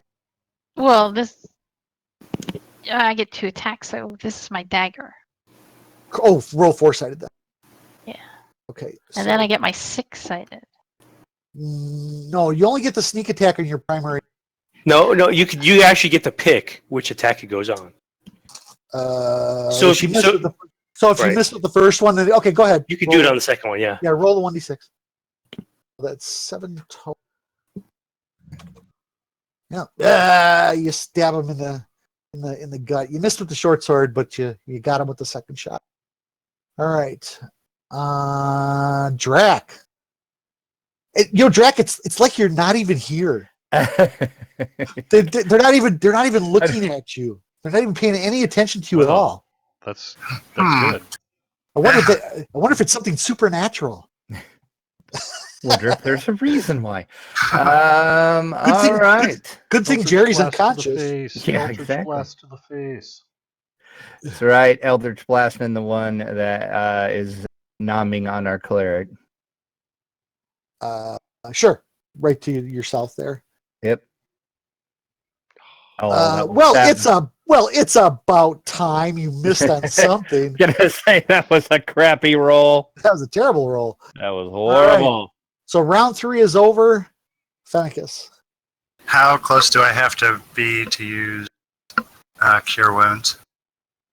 Within, you got to touch him. So you got to be right next to him. Okay, so that's not possible as of right now. Nope. Okay. No, you're better off just trying to drop that one. Oh, I gotta roll that in chat. That's right. That's a hit. And 6 more. Oops. Oh no, my pen's dying. There we go. Okay. And That's a miss. that is going to be a miss. Oh man. All right, Beavis. If I'm gonna pound on that ghoul that's pounding on him. If Jerry fails his save, he's dead. He's dead, exactly. So if you don't lay hands on him again, fine. he's gonna die. You need to. But I'm gonna lay hands on him. Then he's gonna pound it into the ground again. Okay, there you go. Could be, but at least he'll keep me alive. Have one more hit point. At least his death saves will start over Okay. again. I'm going to have a major headache tomorrow, but at least I'll be alive. All right. So Jerry's back up with 1 hit point. Yay. So Jerry, make sure all your death saves got erased. There you go. Yep. Okay. All right. There's nothing else I could do. So Yep. All right. Ghoul. So you're like, why do I got to be the cleric? seriously, this ain't my job. All right. So here's what I'm going to do. So the school's been having a lovely time on Jerry. However, Sahba stabbed him in the back. So I'm just going to roll a 4-sided. 1, 2, Jerry, 3, 4, Sahba. And guess what? It's going after Sahba. All right. And Food will keep. oh, it's a miss. All right. Shortness helps. Swung high. The other ghoul is going to attack Beavis. Oh, come on. I cannot roll to save my life here. And Fen. You're rolling to save our lives. All right, Fen, I got a hit on you, buddy. Sorry about that. I don't have to be sorry. Here's some damage. Ooh, that's a hard one. And a constitution save, please. Absolutely. 1 second. There we go. Con save. Exactly what you needed. All right. And Jerry. I'm alive! I'm alive! Yes, I'm going to cast Cure Wounds on myself. Okay. Good idea. So heal, and I just drag that to the chat. Is that right? Yeah, you can drag it on yourself if you want. Oh, yeah. Second. Open up. Okay. Yeah. Hey, nice. All right. All right. Ooh, that's a good roll. Yeah. Okay. All right. It didn't Sahba- reflect it didn't change my hit point total though. Oh, it did on the It did, party yeah. sheet, the combat tracker, but not on my character sheet. Yeah, Did there's some kind of disconnect, so make sure Did you it add your wisdom bonus too? It's my spellcasting ability bonus. Yeah, Right, spell it did. 28 plus your spellcast bonus. Right. Yeah, I was just wondering if it did that. Okay. Yeah, it generates it automatically. My rolls are terrible. Does a 9 hit or no? No, it's a miss. Oh well. Sorry. Yep. Drag, get 'em. Sorry. That's what I should have rolled right there. All right. Yeah, Drag, get him, you hear? I'm like, fine. I'll just blast away at this guy in front of me again. I don't want to remind you, but last time you said you were going to blast away at him, it went fizzle, fizzle, fizzle. Yeah, well, Actually, there's a hole in the wall on the side of the door where he missed. There's a little better. there we go. All right. Okay. Kind of crappy damage, but 6. No, it didn't put that on there. There we go. Okay. All right. Yeah, he's getting there. This is a tough ghoul. Hmm. All right. Top of the order, Fen. That ghoul's playing with you, Fen. Yeah. Well, let's play back. So There we go. That's a hit. And 7 more. Yeah, looks like he's hurting now. and cure wounds. Does that take your entire turn? Yes, that's an action. You can't do Okay. it anymore. Ooh, another hit. Nice. And 7 more, and that drops him. Excellent. So that one is gone. 2 more. One's totally healthy though, right? Yes, that is correct. Yeah, we haven't touched the one. Beavis. Upstairs That's at the one all. that Yeah. Beavis is about to thump on right now. No. I'm whacking on the wounded one. Okay. Same one. Okay. Nice. Uh, Put him out of our misery. no. And That- I could that I could Nice. that dropped them. Nice. Okay. Yeah, you dropped him. Let's Nice. say I could re-roll that one. No, you don't have to be dead. Okay. I'm done. Oh, actually, I can do it the hard. I can do it the hard way. Okay. Jerry. Isn't it the ghoul's turn? Oh, yes, it Yeah. is. I'm sorry. Yep, I removed that one from the tracker. I shouldn't have done that. All right, so Claw. I haven't been able to hit Beavis, so we're gonna go. I've been hit. Yeah, he Oh, got yeah. hit pretty Oh, tough. that's true. All right, here we go. Oh, there's another hit. Damn it! I didn't want him to hit me again. Though. I didn't want to actually hit me. And there you go, another 7. Ooh. What Still are you standing. at? Oh, he is. He's got 4 left. And a con save. Oh yeah.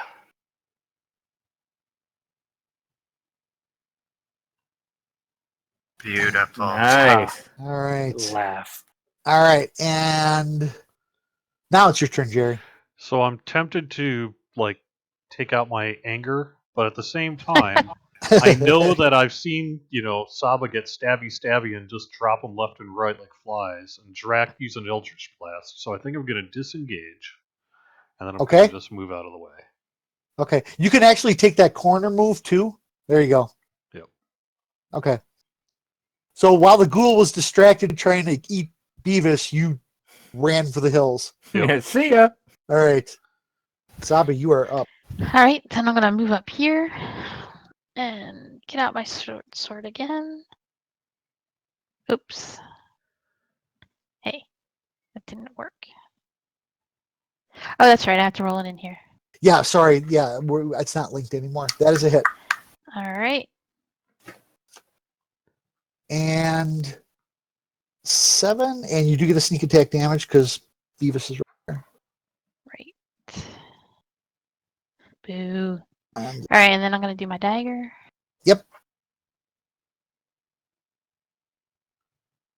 uh-oh. Oops. Hang The on. ghoul jumped on you. He did. It's like, stop hitting me.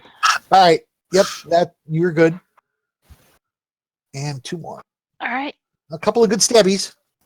All right. Drac. Do I have to drop is- this thing for you people? Does anybody even know you're here? Go ahead, Drac. Oh, not this time. No. Guys, Drac hates the paneling in this place so bad. he's just decided to put holes in it all. Simulated wood. Oh no. All right, top of the order, Fen.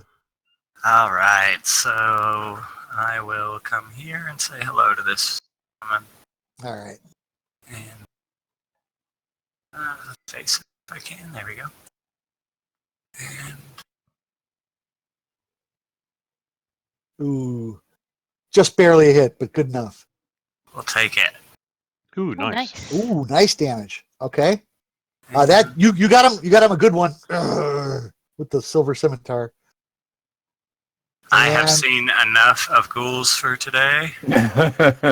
Oh, yeah, Nice. but he's got Oh God, he's still up. He's got 1 hit point left. Oh, well, Beavis is right here, ready to finish this thing up. That's for us. right. I'm All gonna right. I'm gonna war cry and I'm gonna smash him in the face. All right. You go for it. Die. Yeah, he's dead. So that's Nice. awesome. What's up with the little girl on the table? Right. You go there. She's alive.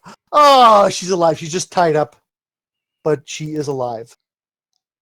Yay, we're heroes. You're heroes. Nice. Yay. All right. And guys, we're going to drop it right here Mhm. because it actually is getting pretty late. Yeah. Yeah. Okay. So you found Annabelle at the mansion. You defeated the ghoul servants, and Barely.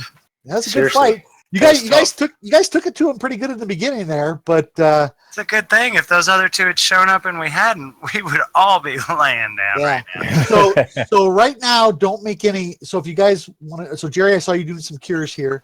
Yeah, I just healed myself up. Yeah, but I'm gonna lock the game right at this point, Okay. and then we'll pick it up Okay. Okay. from here on. So thanks everybody, and we'll pick it up the next time. Jerry, if you want to close it out. Yep. Thanks. Sounds good. All right. Thanks very much for being here, everyone. I really appreciate it. Thanks, guys. Bye. Good night.